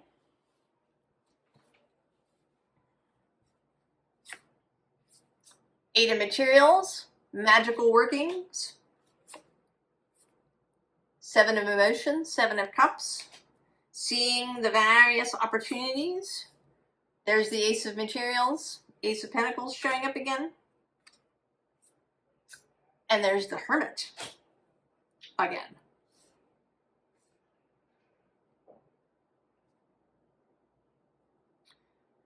Emphasis. Keep doing what you're doing. Try and keep this Venusian thing. Oh yeah, there's the Page of Voices. Seeing clearly right underneath. And this working together, bringing things from the above into the below. The Two of Cups. Joining up with your soul, with spirit. And the Muse of Materials. The Land of Milk and Honey. We also have a repeat of the Three of Pentacles. Oh, I'm going to go one more. Bring the Hierophant. There might be a Taurian connection for you, Libra. There is the connection. You share Venus. As she's going, as she connected up with the South Node, trining Taurus, sextiling your sign, or I'm sorry, right next door to your sign.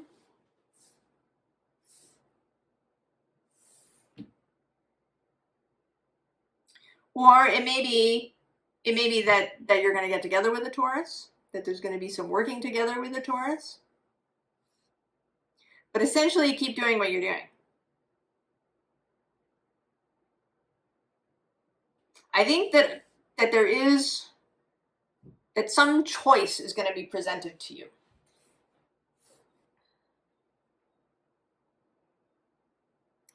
And your job is just to receive it.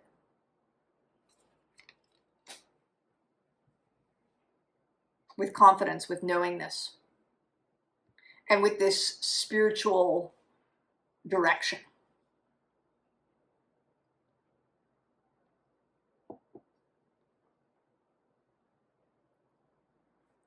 Libra, so good.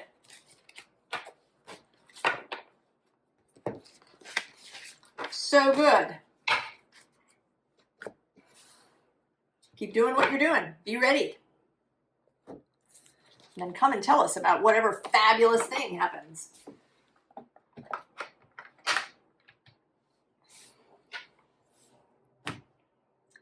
Scorpio. Where to begin, Scorpio?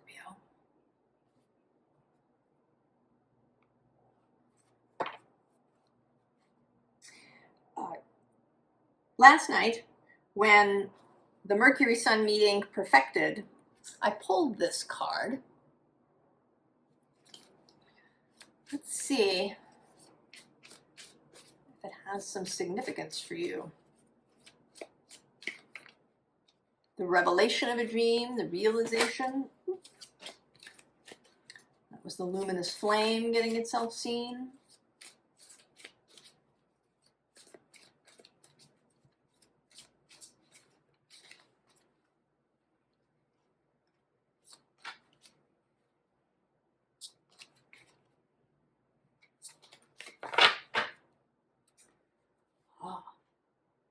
precision. Kindred soul on the underside. Sacred pause. Heart of the wolf. And the ancestral memories.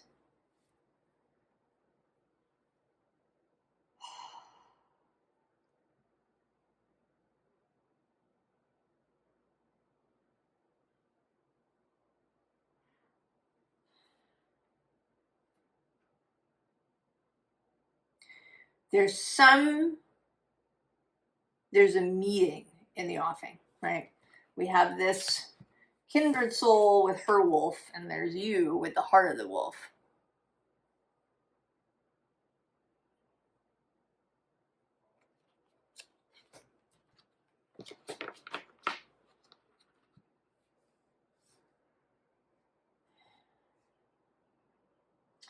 And this precision feels, oh, red is for desire right under there. This feels like precision in charting a course.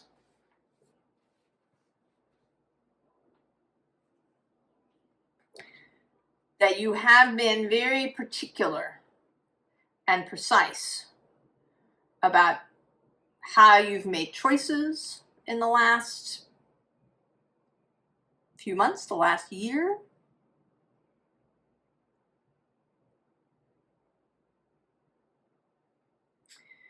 You've been, I want to say that you've been wayfinding. There's a couple of books, well, there's a bunch of books actually, about this phenomenon, about the ability of ancient peoples to navigate even without compasses.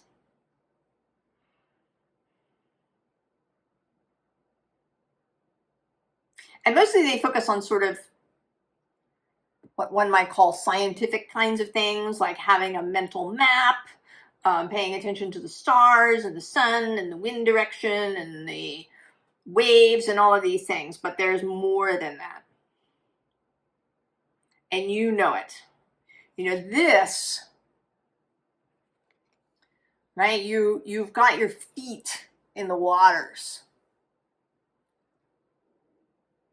There's a book called The Sea of Trolls. It's a young adult novel about an Anglo-Saxon bard who is taken by Vikings.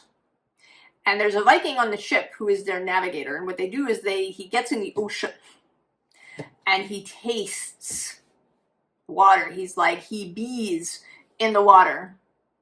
And from that experience, he knows where they are.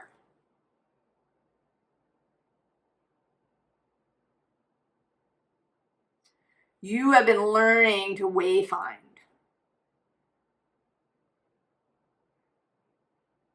And it's leading you somewhere that maybe you don't expect.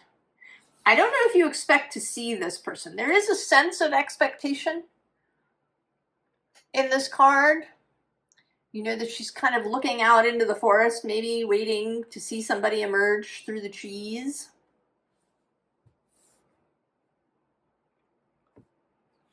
But I think that maybe it's going to be something more than you expect,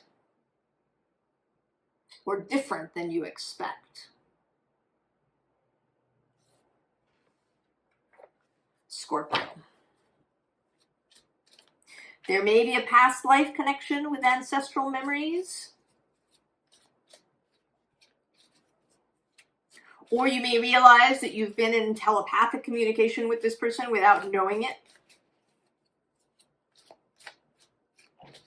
You know, maybe you had daydreams or fantasies or something, and then, you know, they tell you about their life and you knew a bunch of things about them already. You know, you knew they had 2 siblings and you knew they grew up in this place. You knew their profession, you knew they had an aunt and an uncle. And maybe they know things about you.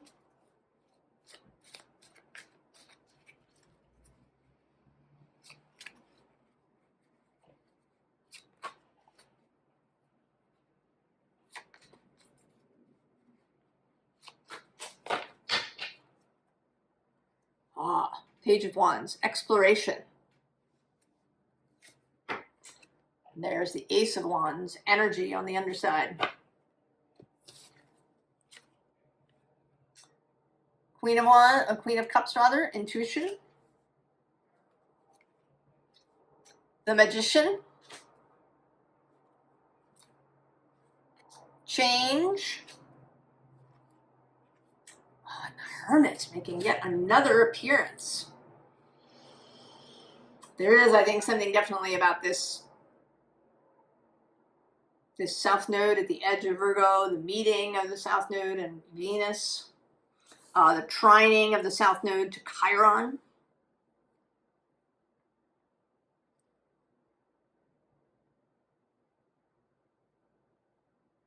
Who's right across the way from you now at 0 Taurus.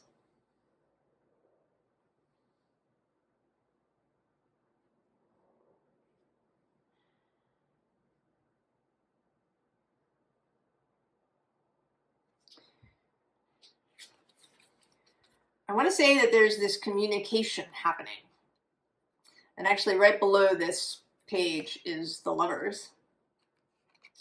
And then the 7 of Cups with choices. And Page of Swords, who's also made a bunch of appearances with curiosity.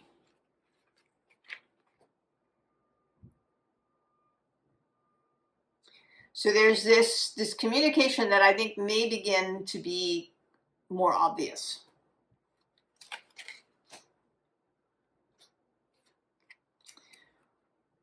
And I think it's going to cause you to start communicating deliberately.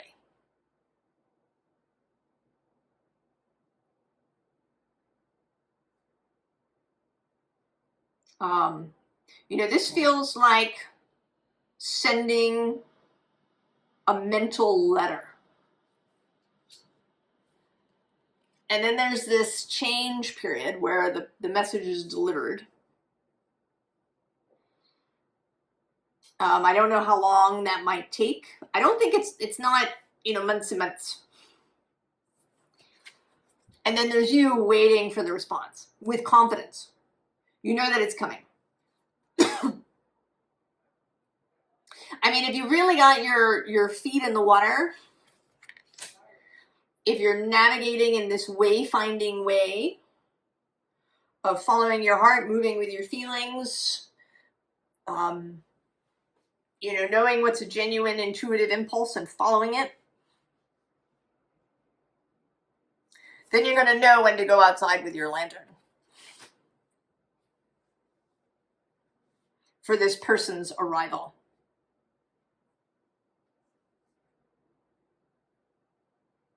And I don't know who they are. It may be a lover, a friend, someone who wants to invest in your business or wants to join you in your business, someone who's been looking for a collaborator just like you.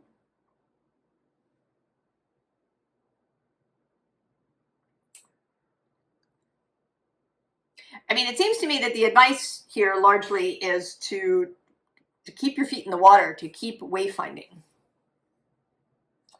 But is there some more advice, Scorpio? Oh, interesting. The Crows for you.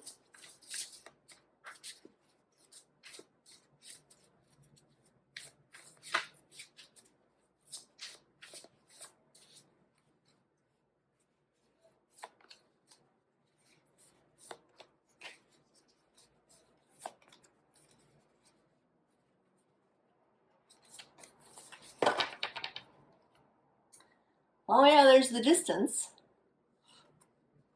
What's on the underside? Risk.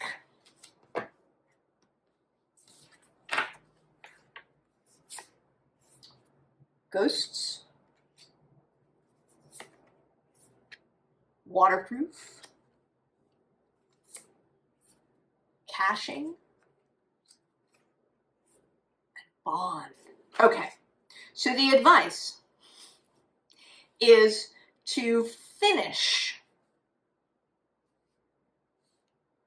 right? Any last tweaking of old ghosts, things that you've held on to from the past around relationships. Any tendencies to, keep yourself invulnerable. Any tendencies to be avoidant, perhaps, or inscrutable.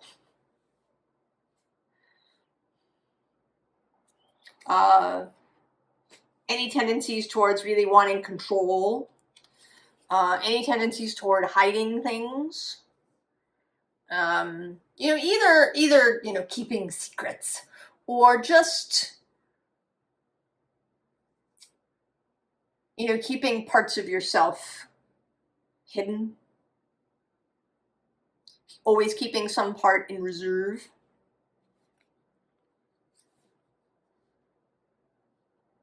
There's still, right, they're not right here. There's still some distance between you. So there is time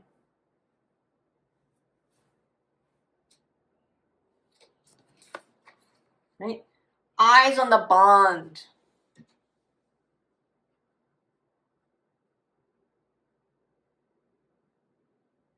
It is a risk. We saw a risk there on the bottom. It is a risk to be vulnerable, to be open, to be willing to, be honest about your fears or about your desires, whatever they are.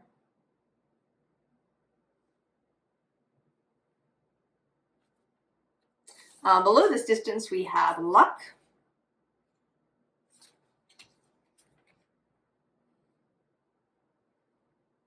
It is that moment.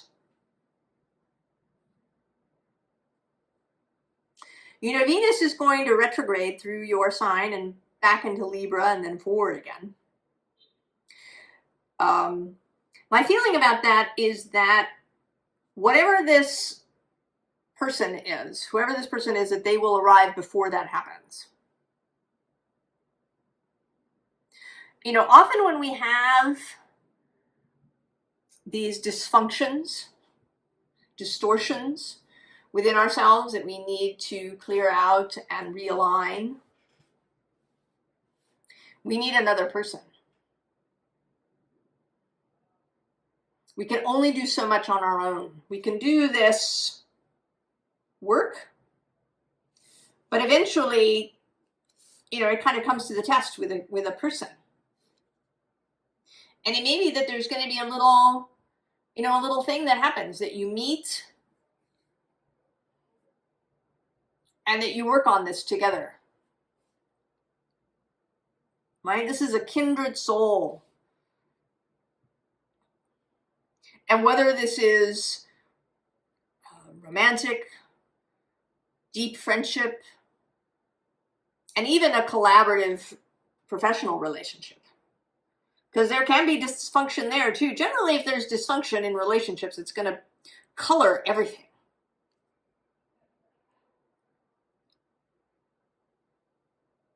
And it might even be, where money is involved, that you have particular, kind of waterproofing tendencies, caching tendencies. So whatever this is, you're going to discover it. You're going to move toward it deliberately. It's going to arrive. And then I think something really amazing will flower through that Venus retrograde. Right? This.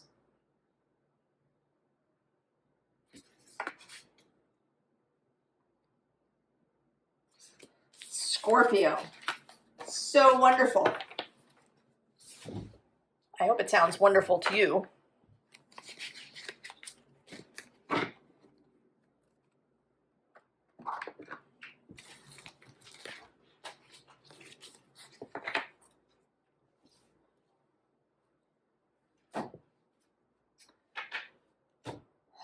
Sagittarius.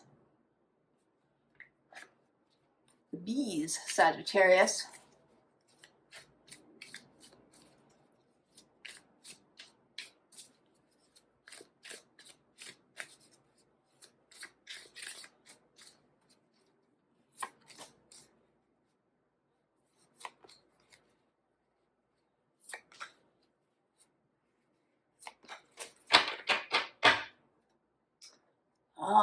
Eight of Cups, renounce.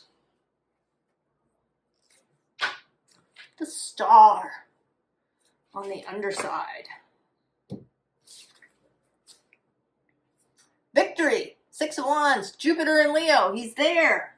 Have you felt it? The World.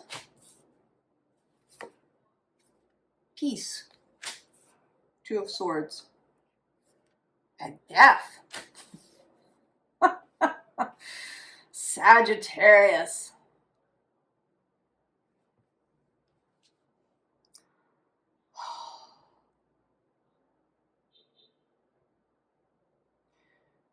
You know, dropping the weight of the world. Choosing peace. Choosing peace and realizing that actually it doesn't mean death. I think that sometimes for fire signs, the idea of not engaging with something feels like death. You know, if I don't push, if I don't engage, if I don't, you know, leap on the horse and rush forward into it, that somehow I've chosen death.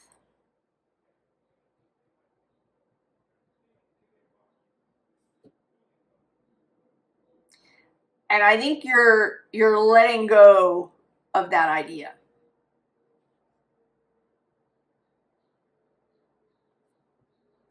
What's under the renounce? Oh yes, there it is. Two of Cups, love. Nine of Discs, gain. Oh, and there you are. The Knight of Wands. And actually below that is satiety, Ten of Cups. And the Moon. You know, this is also about being willing to be sated, to eat enough, to drink enough, to feel sated, to take in enough to feel sated, to allow yourself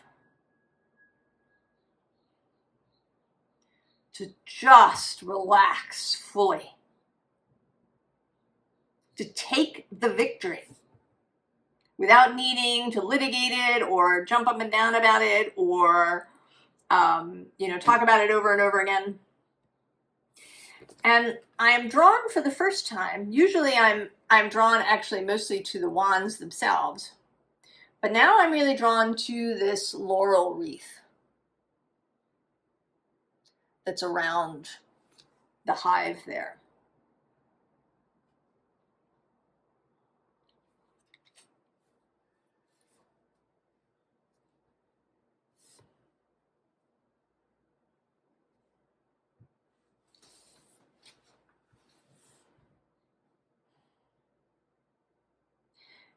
The willingness to stop fighting something.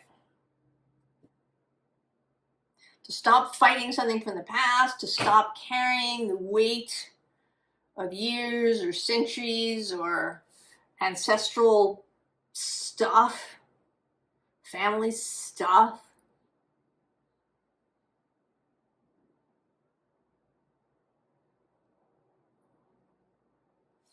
I kind of want more cards from here.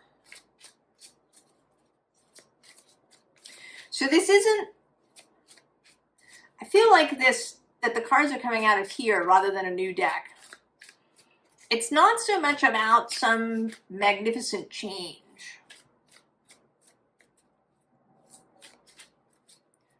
As it is about simply choosing to stop fighting something that you just don't need to fight anymore. You do not need to carry this heavy, giant world around with you. It's not some, right? It's not death. It's not some complete transformation that you're undergoing.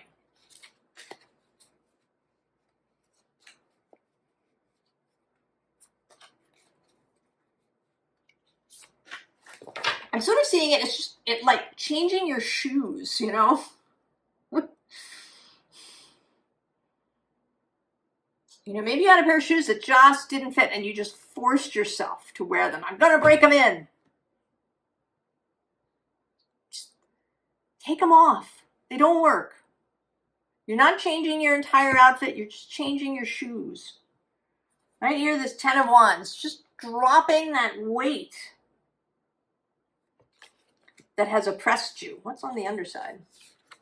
Oh, there you are. The 9 of Wands. Oh, King of Wands. Justice. The Hierophant. And the Queen of Wands. So there's no transformation here. There is the releasing of what is already there. Any transforming that may have happened is finished. You are dropping this weight that you've been carrying around with you. And it releases you. You can become the King of Wands. Sovereign. Making choices for yourself. You know, I don't know, if you've been hauling around some family thing that you had to be a lawyer because your family's 6 generations of lawyers, or 4 generations of doctors, or 5 generations of firefighters, or I don't know what it is.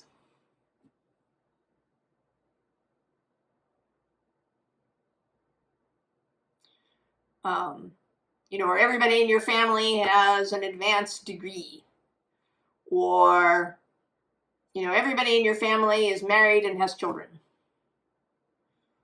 or nobody in your family is married and has children, or nobody, all of your family are atheists. I don't know what it is. Or you went to Harvard and so you have to, reach your potential as a Harvard graduate. I don't know what it is. Whatever this weight is that you've been hauling around, consciously or otherwise, you're going to drop it. Under this oppression is the 4 of Wands with perfected work. It's done. Shh. And then the Sun.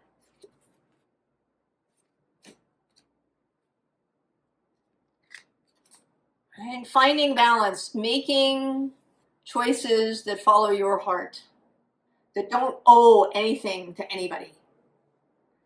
You are not beholden. You're not beholden to the past, to your ancestors, to your family, to any commitments you made.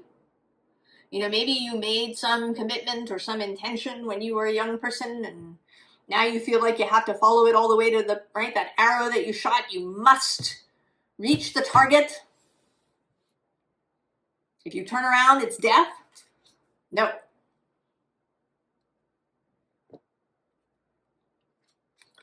Finding your own conviction. And finding this peace, right? This Buddha's peace. This new inspiration.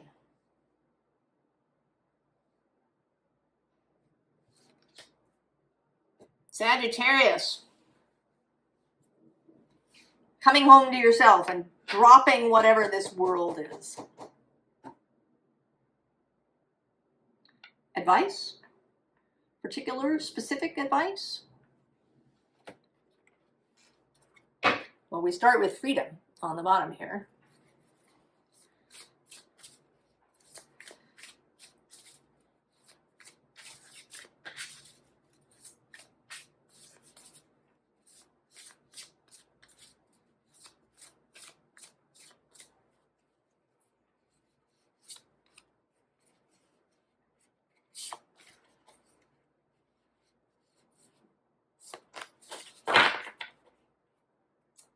Ah, wisdom.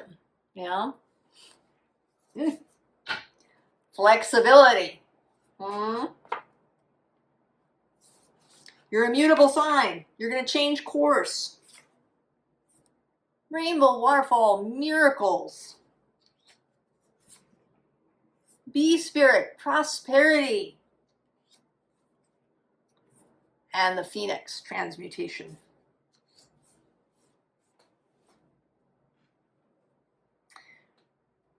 Right? You have acquired wisdom. Oh, and there's freedom right below.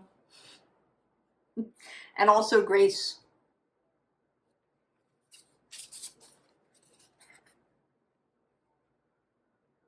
Allow the miracles, allow the prosperity. I feel like you've already emerged, right? The phoenix pyre has burned and you're just, it's like you're sitting down there waiting for something. Weighed down by this world. You're going to let it go. Let it go. Fly. Fly as yourself. Fly in a new direction. I don't care what arrows you shot in the past, how you feel like you have to see them to the target. Whatever this giant weight of an obligation you have that you've been carrying it around, I think you are going to see that you can just put it down. You can just put it down and find peace for yourself. And that peace is not death.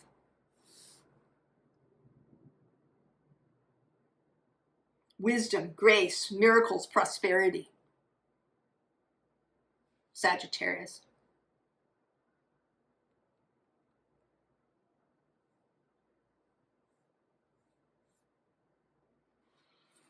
Oh. I wish you all the best, Sagittarius, with your ability to put this giant weight down. I think this moon is going to assist you with that. And Jupiter's move into Leo. And everything that happens, all of the astrology.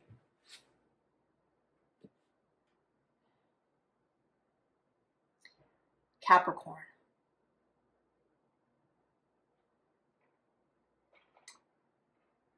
Capricorn.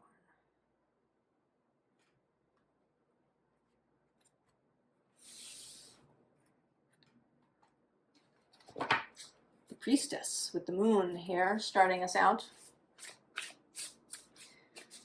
This moon, of course, is opposite your sign. The completion of what began with the full moon in Capricorn.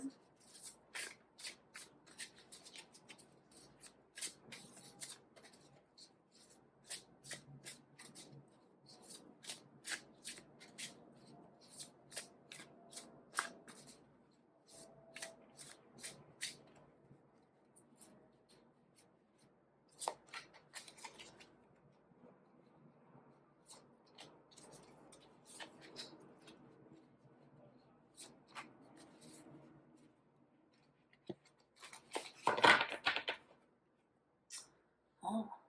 Seven of Earth, that's for you, persevering. Five of Fire on the underside. Goddess of Earth. Five of Earth. Eight of Fire. Eight of Air.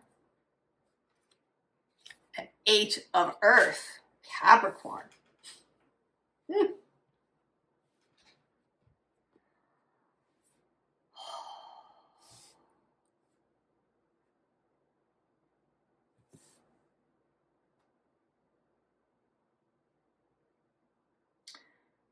I've been saying in some of the signs that there's no more time. And I want to say here in yours that definitely the time is now and you know it.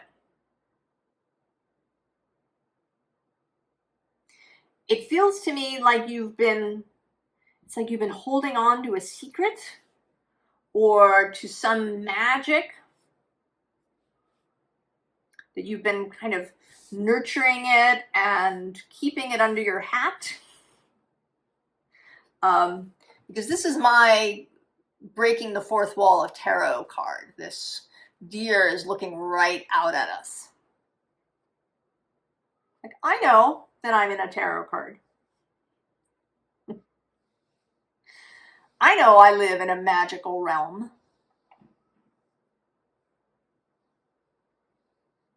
I know that spirit is with me. And in fact, the wisdom keeper is right below, along with the sun. And I'm going to go on more with the journey. And we have this craftsman of fire. I think you've been creating something. And you know you have.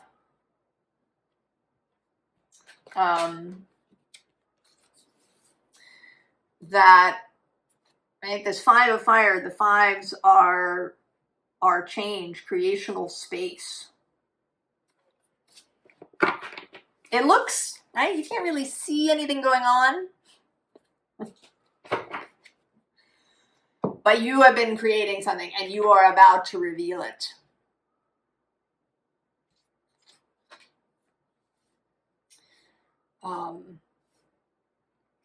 About to create change, to have movement. And movement into the future. You know, this card is about the past. There's, you know, the grandmother and the mother and the babies. But you moving away from that. Acknowledging that it's there. But you're focused on this new life. And then there's these 3 8s. It's like we have this 7. And then we go 8, 8, 8.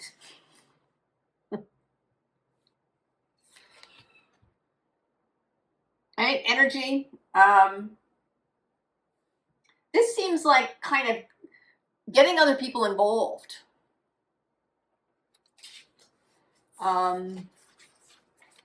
You know, looking ahead to the next thing, right? This next place. There's some, right? There's this next thing. And you're going to get other people involved, and then you're going to fly over and find it. I was actually watching an episode of MASH that comes to mind, called Bug Out, where they move because the Chinese have broken through and the front line has moved to where they are. And Colonel Potter flies up in a helicopter in order to find a suitable new site that has a road and all of these things that are needed.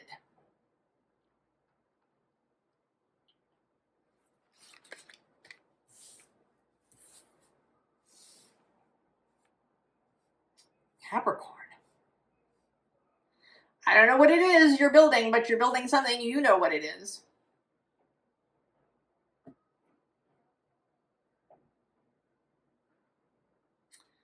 Oh, that's interesting.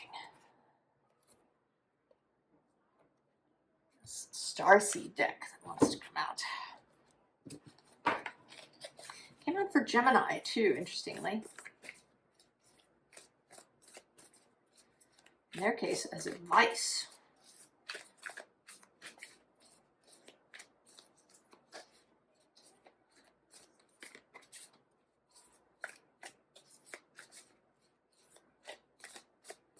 And I don't think you need me to be a cheerleader or to talk about a focus. Oh, trust the timing getting itself seen.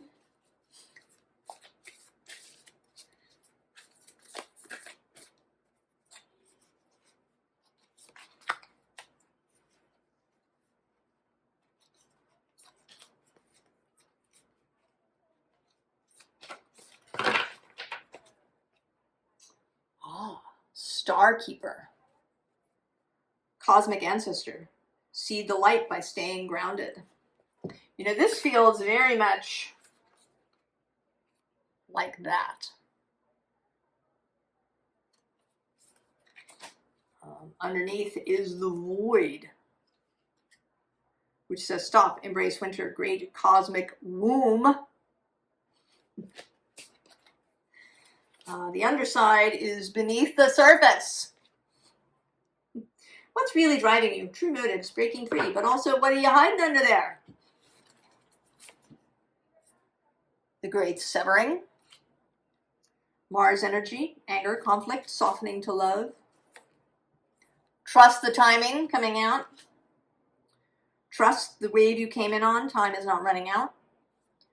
And the seas of Mintaka, seeing potential, bringing unconsciousness to light. And I want to say bringing consciousness into reality.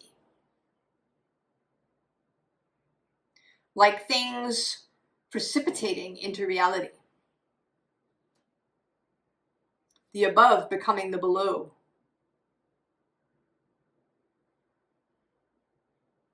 I don't see this as conflict so much as this 5 of Wands energy, this 5 of fire.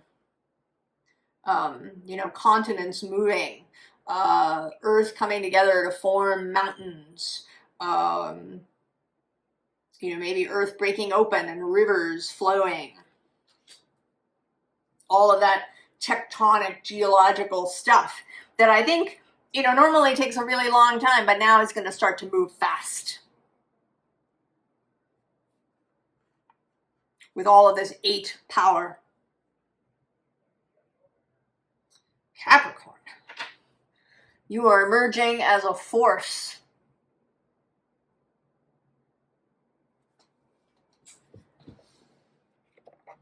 I feel like we have the seeds of love here. I think that you don't need any advice of any kind, of any sort, in regard to this, whatever this is that you're building. You know what you're doing there. You don't need me or the cards or anybody else to tell you anything about that.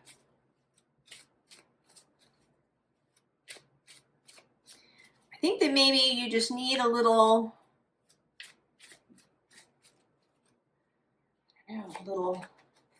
encouragement.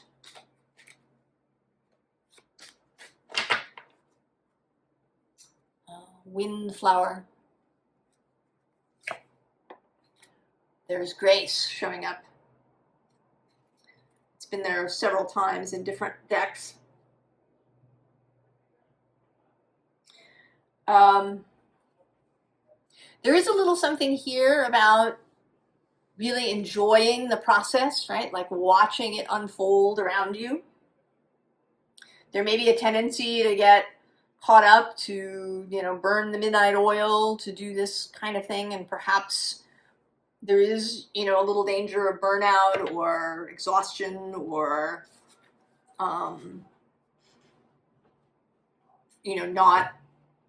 not seeing the roses as they grow. Oh yes, cycles of life. Summer dreaming. And plant me a tree. Okay. You are in this for the long haul.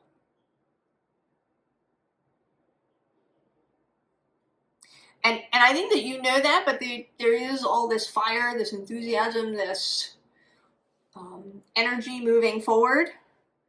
Pace yourself. Pace yourself, Capricorn.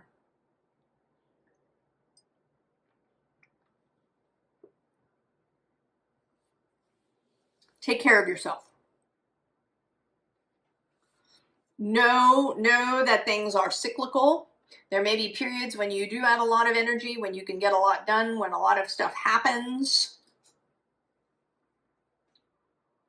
when the energy is rising, and then there may be times when quiet, when you rest, times for dreaming.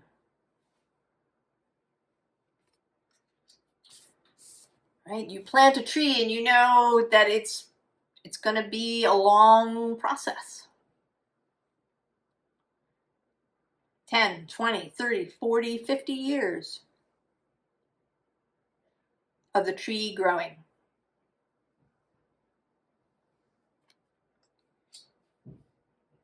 Enjoy it, Capricorn.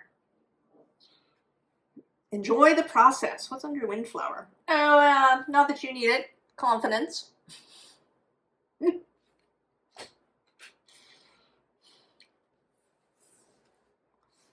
So that's really the advice for you. Enjoy it. Take your time. It's all happening. It doesn't all have to be done tomorrow.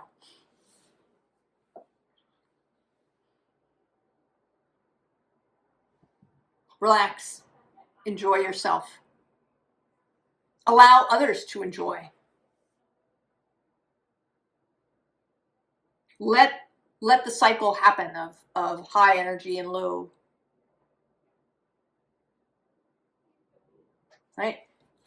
She's not a rusher. Nor is the Starkeeper.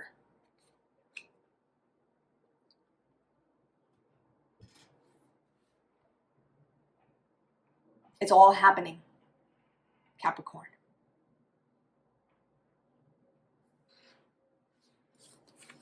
Oh, Capricorn. I want to know what you're building. You should come and tell me. What you're building.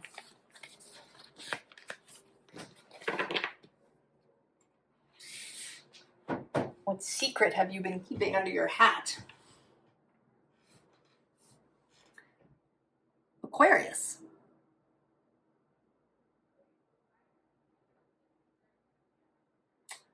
Aquarius?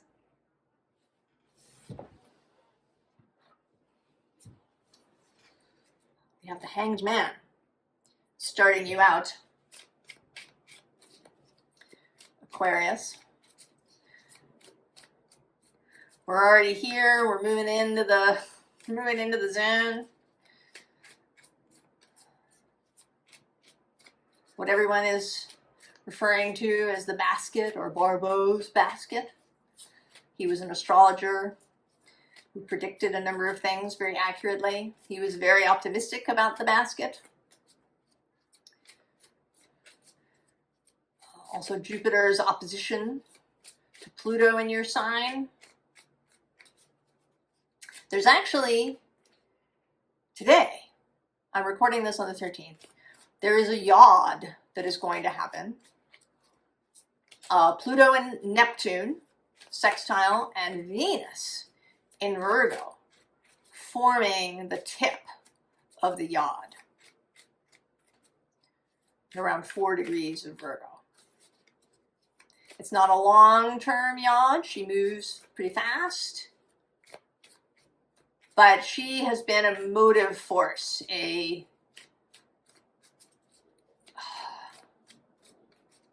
don't know, the visionary, the setter of the mood.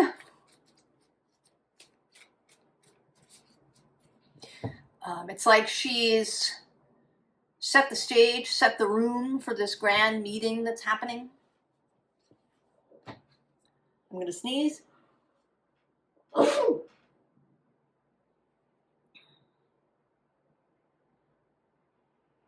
Just one, I think. No? All right.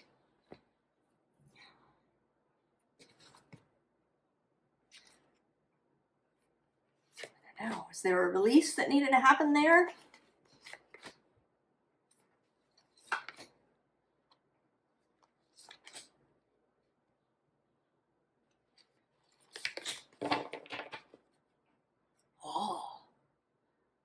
Emperor.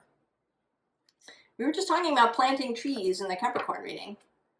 5 of Swords on the underside.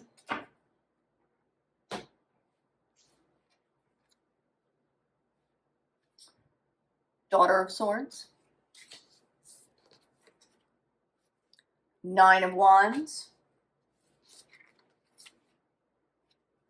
6 of Pentacles. 3 of Pentacles. And the 10 of Wands.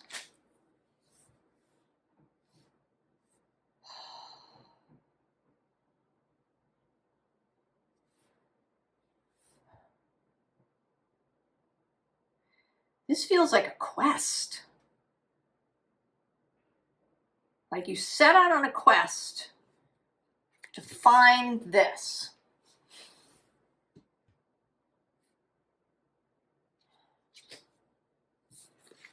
Right? Here you are, ready to go. Page of Swords.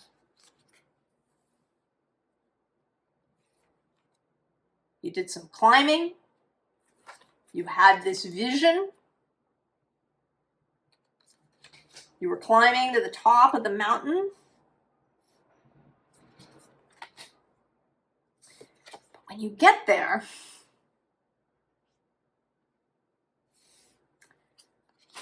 there's this tangle.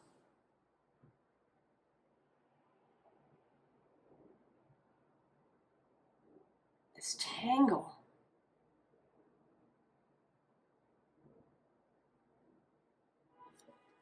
Oh, and there you are, right below the Emperor, Father of Swords. We also have this Two of Cups.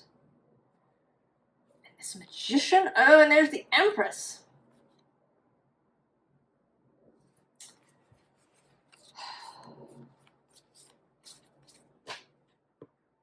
This quest.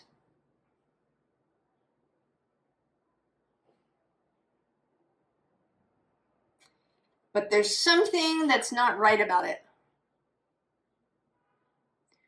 There's something, what's next to this? Eight of Pentacles. And there's the Son of Cups. And the Father of Pentacles. There's something that is distorted about your quest.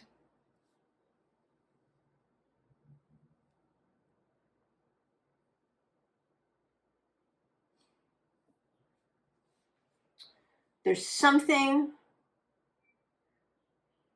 The Five of Swords is actually one of your cards. The 5, 6, 7 of Swords are traditionally Aquarius cards.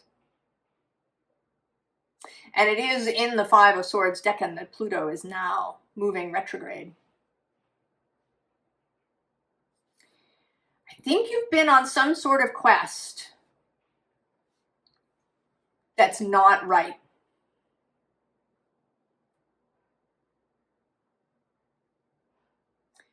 And you're meeting with this wall.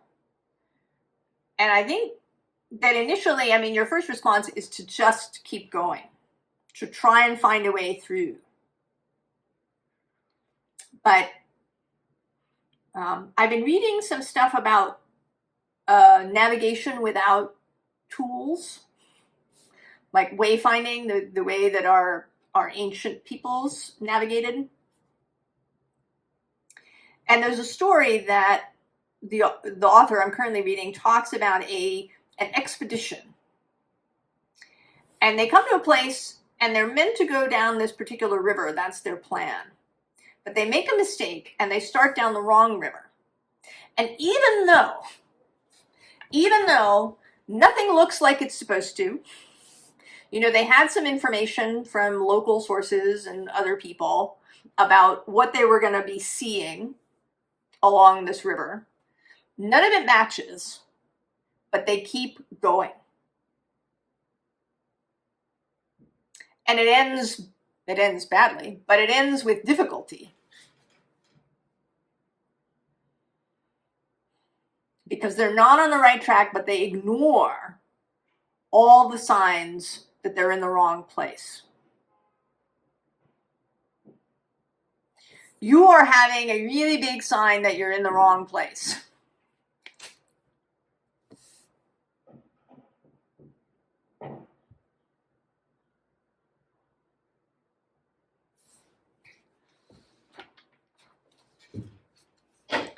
Starting here with a different 10, the Wheel of Fortune. The goddess Lakshmi.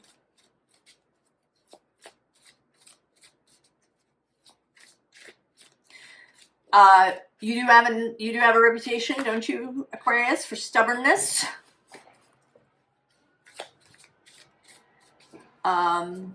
It may also be that even if other people have seen or have thought that you were going in the wrong direction, that they haven't been ready to talk to you about it because you seem so certain.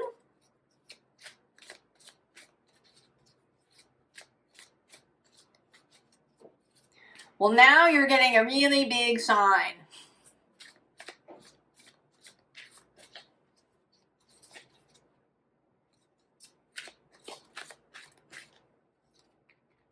Well, that was the King of Wands and the pause. Oh, we're getting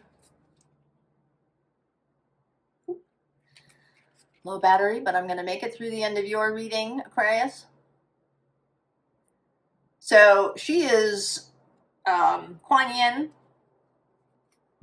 It says here sacrifice, but she's the Hanged Man, right? The seeing of something. Previously, when I just stopped, it was the King of Wands, who is Leo across the way, and like you, can be a bit stubborn. So she wants to come out.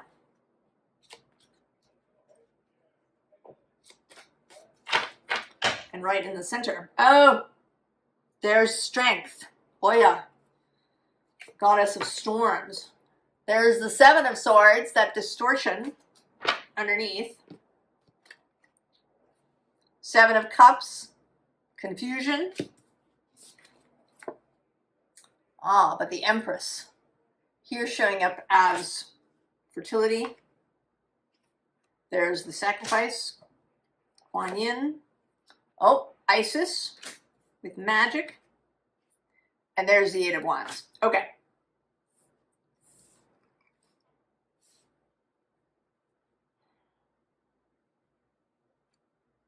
Oh, there's the Fool under Oya. There's this confusion, this Seven of Cups, this distortion. But something is about to become clear. You know, this could be the North Node moving into your sign.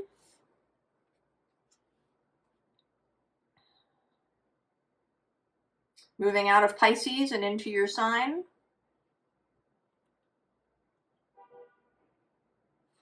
That's actually the space of the Seven of Swords. There, the third decan. What's next to that? Oh, there's the Seven of Wands, yeah. There's the King of Wands, all of that resistance. But then we have Justice. I'm going to go in more. And the Ace of Swords.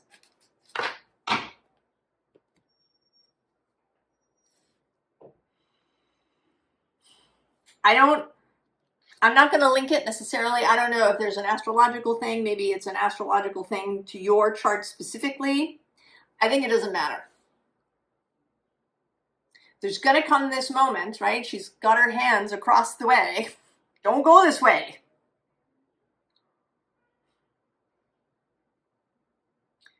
When you run into an obstacle, if it hasn't already happened, stop. Look at it again.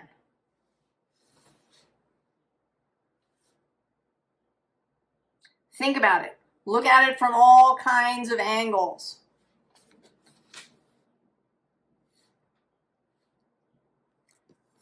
Come back to first principles. Back to the beginning. What was this? What was this you were seeking so with such dedication and fervor?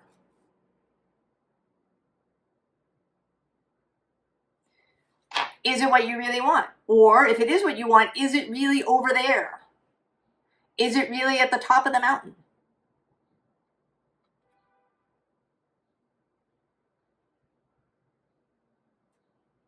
What is it you actually want to create? And when you can come back to that, then the energy will move. The wands will move. Or you will, you'll turn around and go in some other direction, and then the wands will move. Right? This goddess of the winds,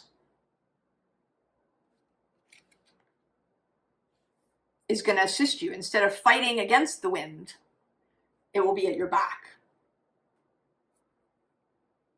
Are there signs you've ignored that you're going the wrong way? That you're not actually building or creating what you want? Are you having to make a bunch of compromises? Are you compromising your own integrity along the way? In some way?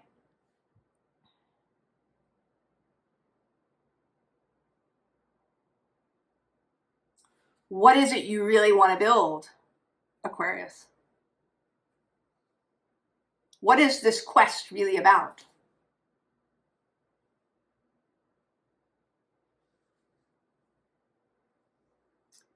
Can we get a little direct advice?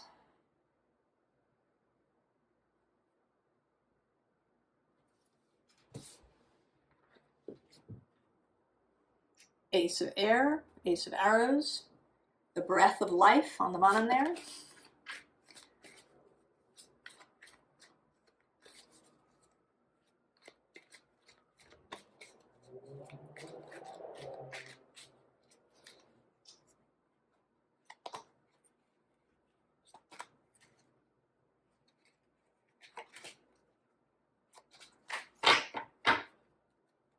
Ah, there she is, the mirror, the Hanged Man again. Look into it. 7 of Stones, another 7, but here the 7 of Pentacles. Healing. Right? Looking into the mirror.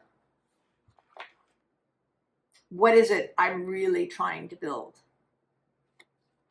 Below that, Ace of Stones. The foundation of life.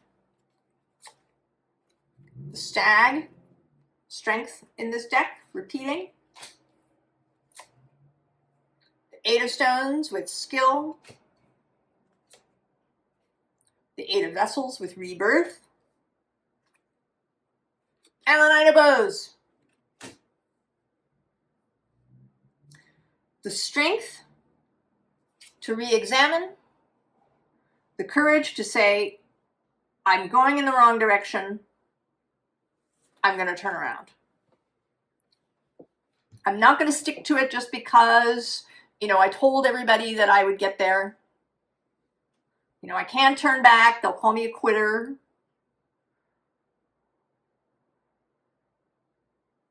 No. Or I'll think of myself as a quitter. No. It doesn't make sense.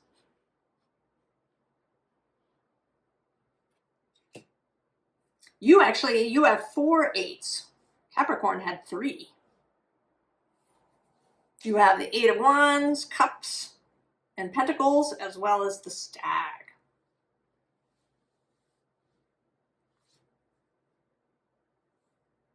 And Strength. Right? What is it you want to build? What are your skills? What are you really doing? What are you doing?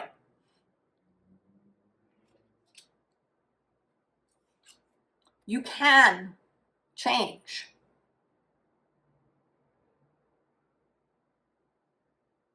Right? The rebirth leads to this Knight of Wands, this faster moving energy. Look how satisfied that fox is. So satisfied. So happy. Cheerful.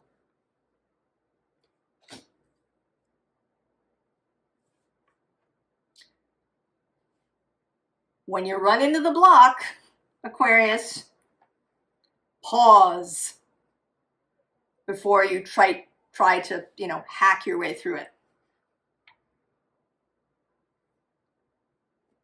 It's doing you a favor. It's giving you the opportunity to reconsider your course.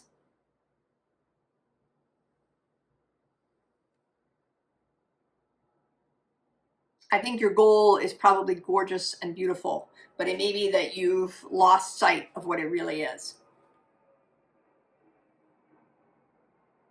that it's become distorted and confused and maybe wrapped up in other people's stuff.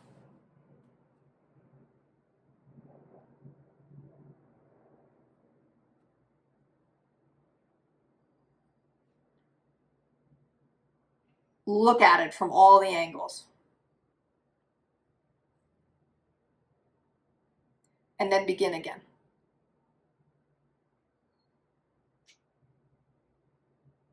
And everything is going to move fast from there.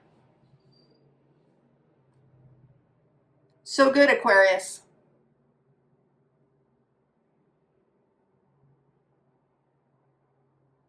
I wish you a great deal of luck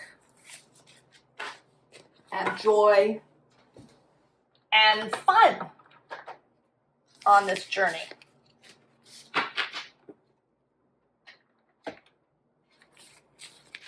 Right? We're here to have fun.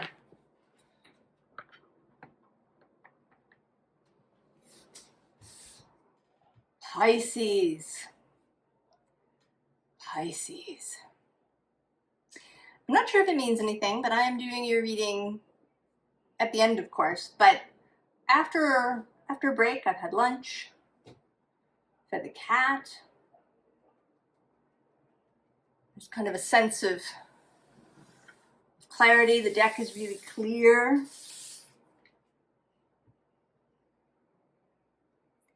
Let's see, where do you want to take us, Pisces? Where do you want to take us?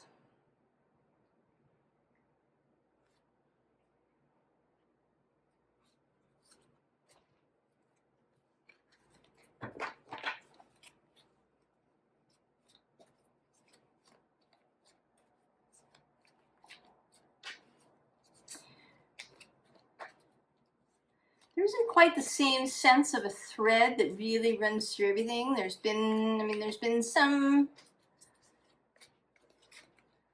common elements,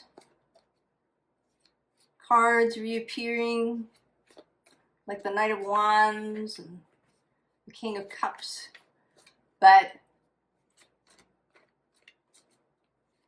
there's a little more of an individual sense. Of course, this new moon is trine your sign.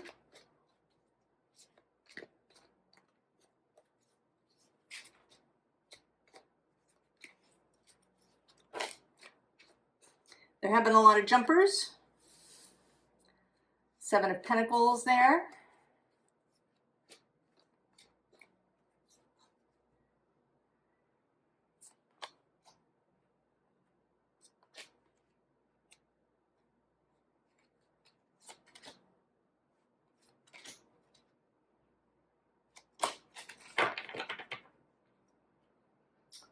Also 7 of Swords. Emperor, which was on top, is now on the bottom. On the underside. So it's interesting, all the other jumpers came out face down. Yours came out face up.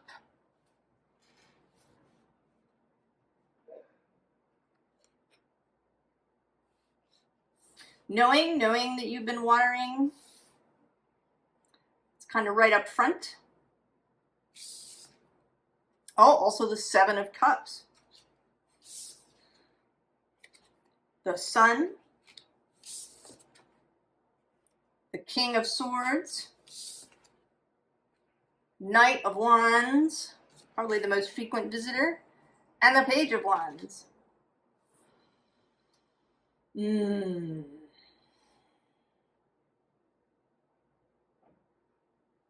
Well, there is a thing here, both with this 7 of Swords, where she's taking away the excess swords.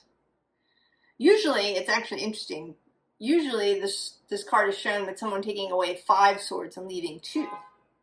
But here, they're taking away 6 and leaving only 1. There isn't even the 2 of Swords kind of decision-making thing happening here. There is just the 1 sword. Below that, Queen of Cups.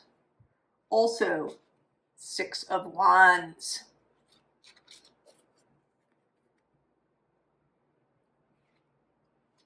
And then the Seven of Cups, the not quite knowing what to choose. It isn't really so much confusion exactly as, you know, not quite knowing where you should put your focus. But then we get the Sun.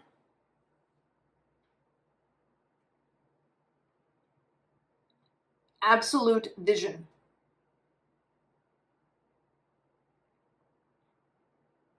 And I want to say there's nothing about this combination of Sun and Moon, because the next card here is this King of Swords. Right? There you are with the single sword. And this Sun and this Moon. The Sun and Moon together, the combination of those two things.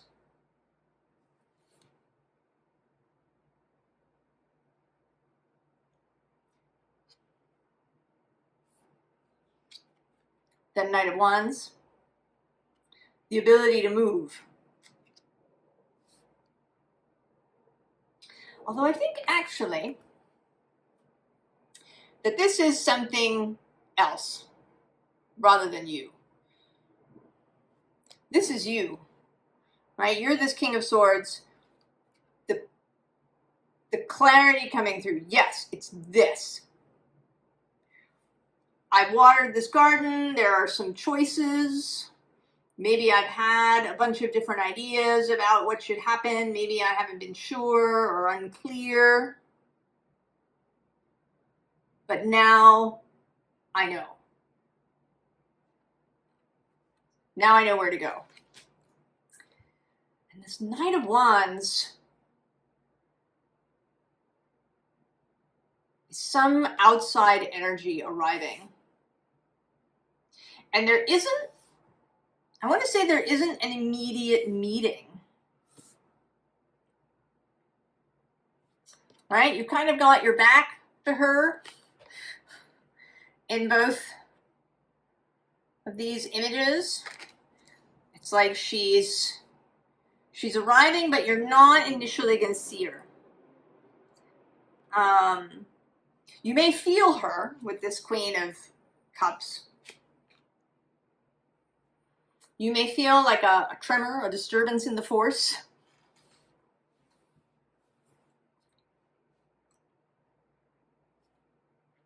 We need to know more. What about this Knight of Wands?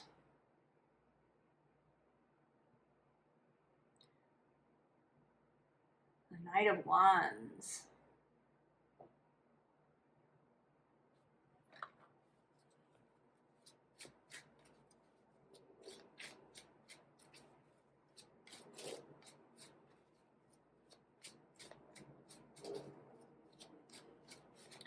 An arrival of energy, an arrival perhaps of a person. So there is a sense perhaps of something magical, something unexpected that you couldn't possibly have considered.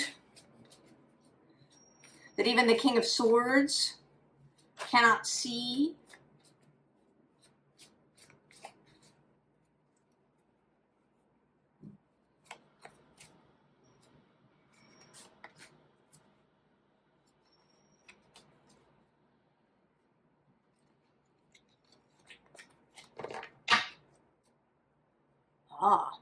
Six of Swords. There's the Knight of Swords underneath. Mercury is moving through Cancer. He is in the space right near the new moon.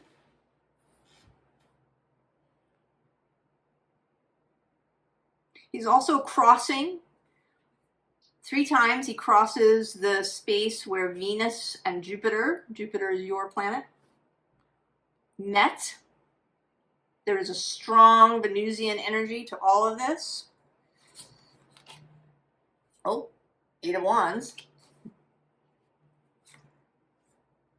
Death. The Tower. And the 3 of Pentacles. So, I don't know if this Knight of Wands is a person, an event, a representation of this energy. But there is a change of mind, a change, right? Like these 6 swords are being, I want to say that they're actually being left behind, that you're going to leave them in the boat. Below this is the Ace of Cups. And then the 2 of Wands.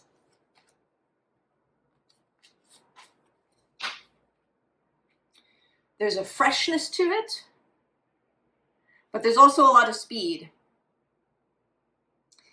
And an unstoppability.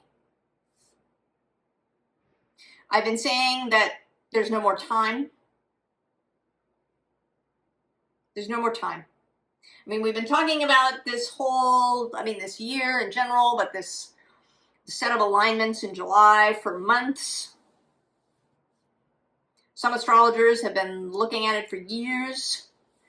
If you've seen anything online about Barbeau's basket, Barbeau is a French astrologer who made a bunch of accurate predictions, and then he died at the end of 2019. But he has some very optimistic things to say about this alignment.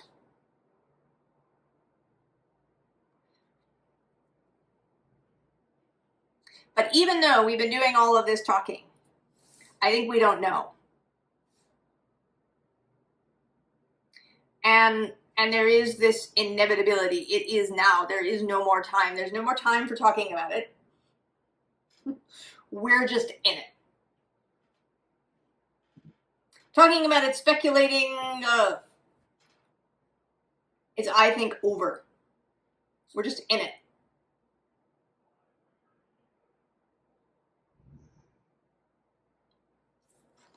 And I like this Page of Wands here because this is a very nimble energy. The ability to turn on a dime.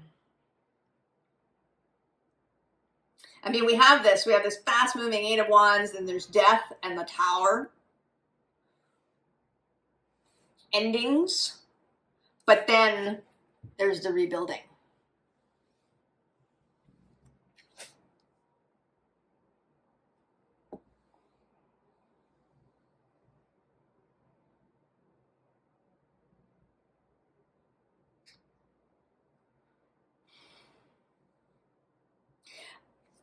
I think that for you, the thing to say is that you will know.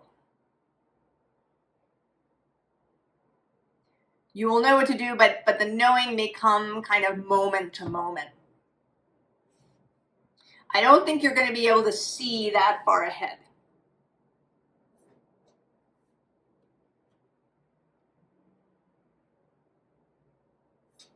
Pisces.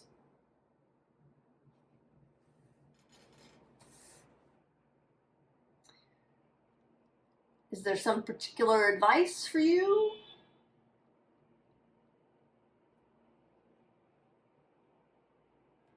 Oh, we're going to get some very straightforward advice. The Wisdom of the Bee Oracle.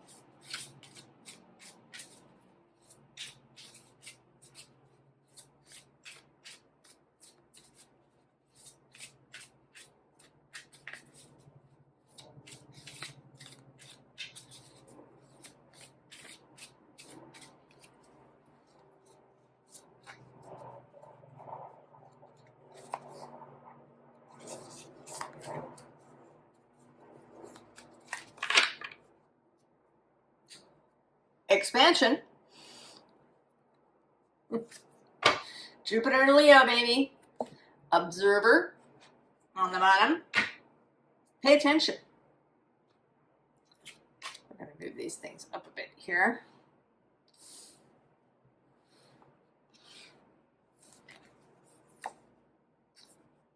Discipline.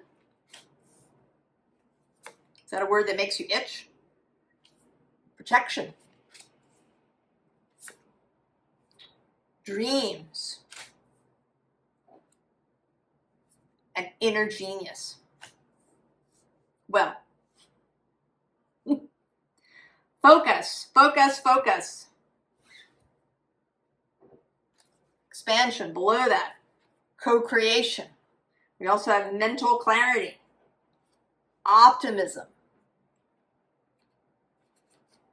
devotion.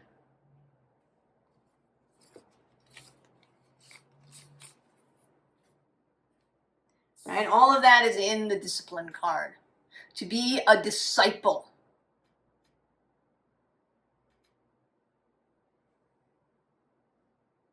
And what are you a disciple of? Right? Discipline, I mean, we think of it as a word without context. You know, you could have discipline in practicing the violin or, you know, in keeping your room clean. But originally it was about something really in particular, a matter of faith. To be the disciple of a way.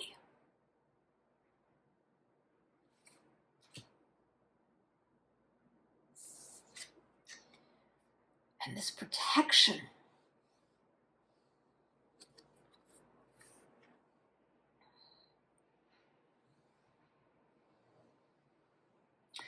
Protecting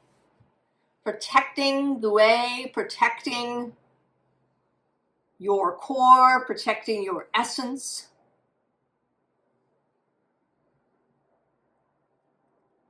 Protecting your clarity. Protecting your dreams, focusing on your dreams. Also maybe paying attention to dreams, daydreams.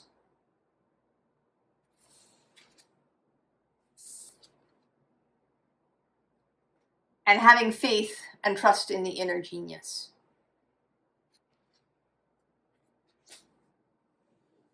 Pisces. There is no more time. We are in it now. I think you're going to be thinking on your feet. I think there may be some tight pivots. The ability to shift on a dime. Flexibility. The ability to change course and speed.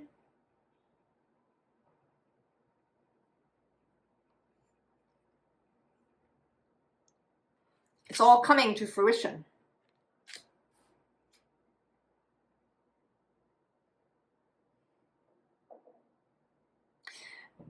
There haven't been, well, I can't say that my readings generally talk too much about specifics normally, but there really haven't been too many here. Several of the signs have had some specifics, but I think it's too much of the change. It's too much. There's too many variables, too many opportunities, too many threads that we need to come into this space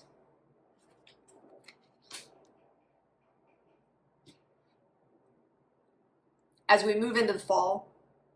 The North Node will move out of your sign on July 26th. Move into Aquarius. There may be a kind of settling then for you.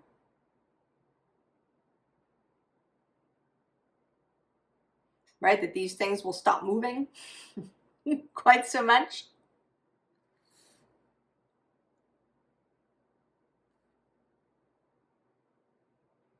But I don't know what it's going to be for each individual person. This is really a think on your feet. Feel your way. Maybe more than you ever have, even being Pisces. More than you ever have in your life. It is in this moment.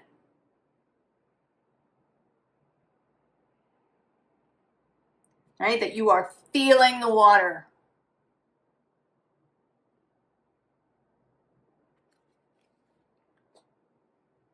The idea of wayfinding, has shown up quite a few times. Feeling your way, using every sense you have. Open it all up. Feel your way. Because we are in it now. Pisces. Exciting. It's exciting. Isn't it exciting? It's exciting.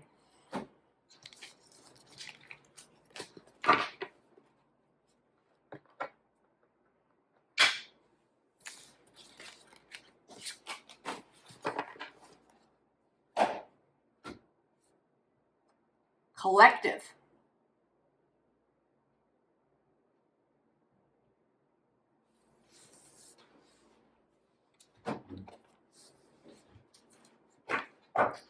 The moon. Collective there on the bottom.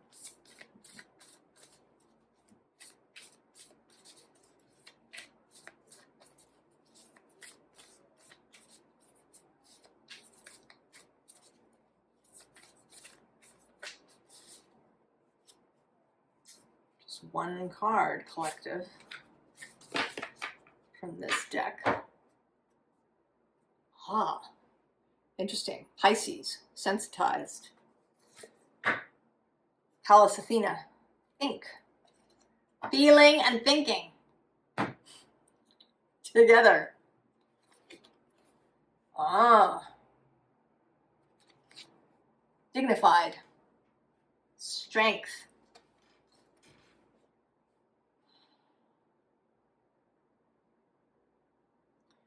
As I've been saying, there's no more time, right? We are reaching the top of the staircase.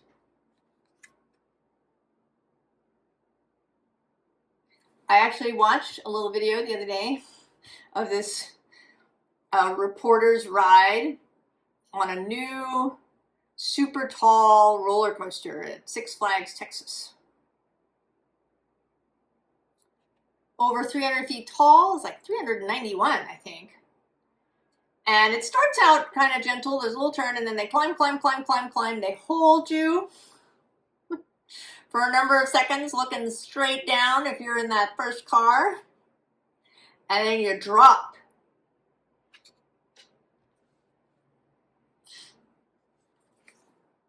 We are approaching the top.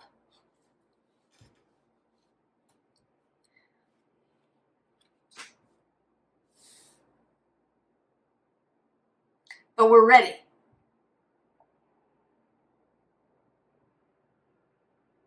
And actually we go from card 12. Oh, look at that. Aquarius below that. 11, 12, 13. There is a sequence. We are in sequence.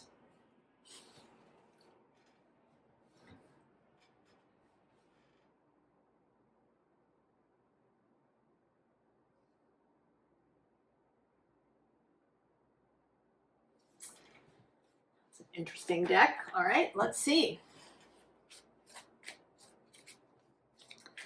A little bit more information.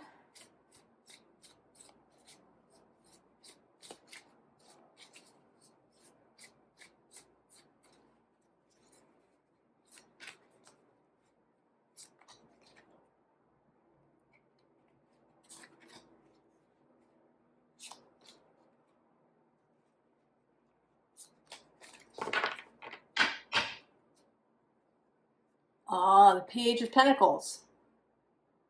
Starting the magic. Four of Wands on the underside. Ace of Swords. Two of Pentacles. The Moon. The Hanged Man. And the Hermit.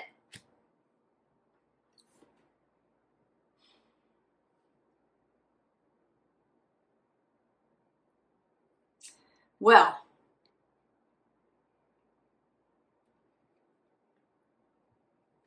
something was begun. And actually, with this Ten of Swords underneath, I want to say that we began something even when we were still in the swamp. This was begun because this is working with Source.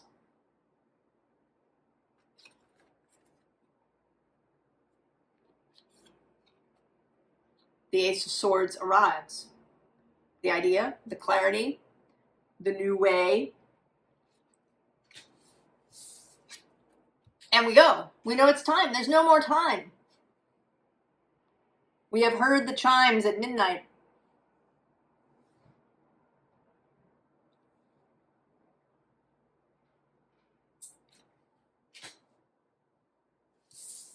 But even though we're hearing the chimes, here with this moon at the center, we cannot see everything clearly. We have to go on faith with these two cards, the Hanged Man and the Hermit. Through the majority of this year,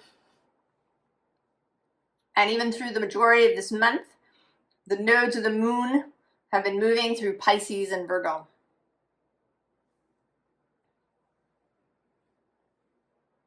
The two signs of faith, the Piscean ideal faith, the connection, the really open connection to Source, a kind of high priestess energy, and the Hermit, boots on the ground.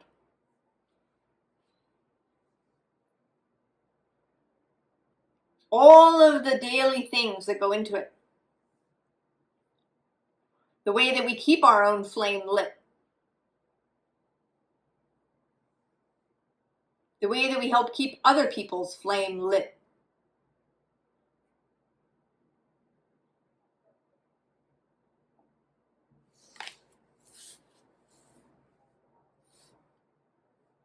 That's what it's about now.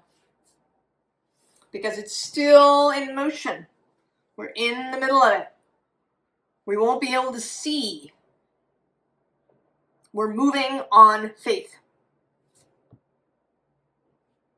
Pisces. Still the Pisces North Node until July 26th.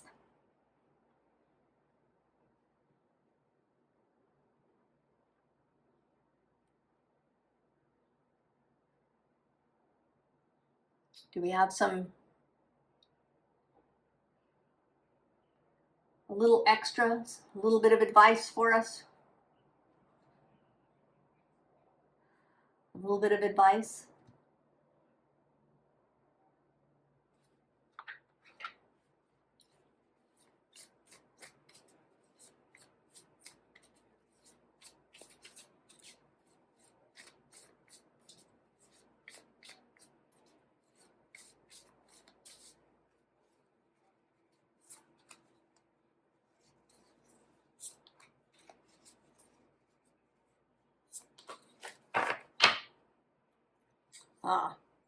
The Knight of Branches. The Sun.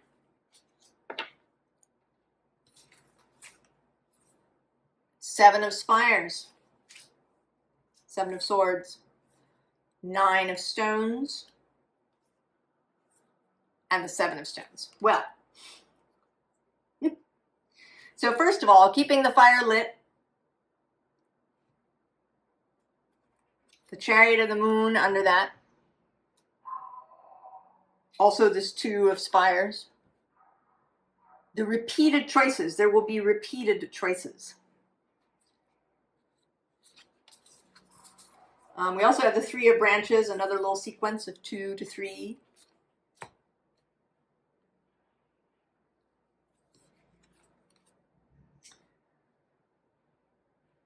Keeping clear.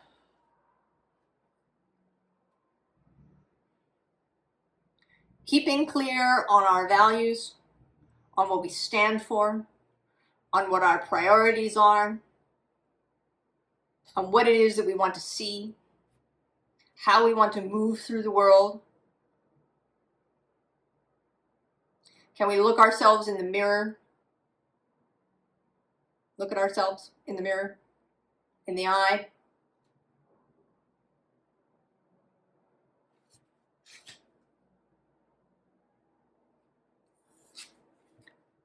Nine of Stones, the building.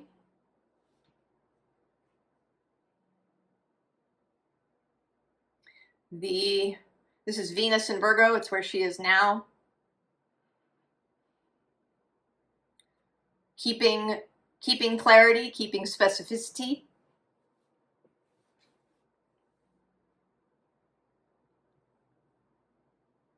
Moving towards a mastery in the physical world and around physical life.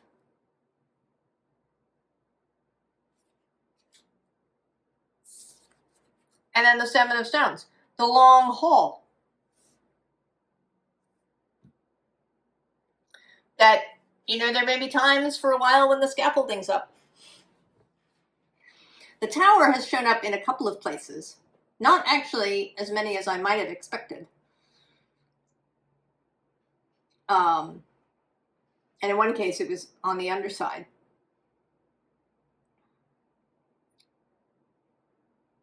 I think there's going to be a lot of renovation rather than a complete teardown.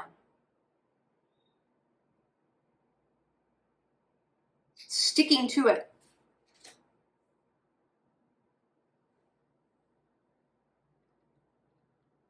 There is no more time. We are in it now.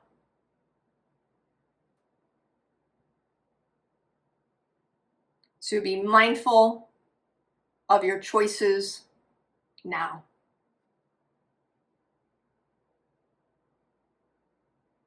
I wish everyone a beautiful, loving, nurturing, freeing new moon. And I will see you next time. So long.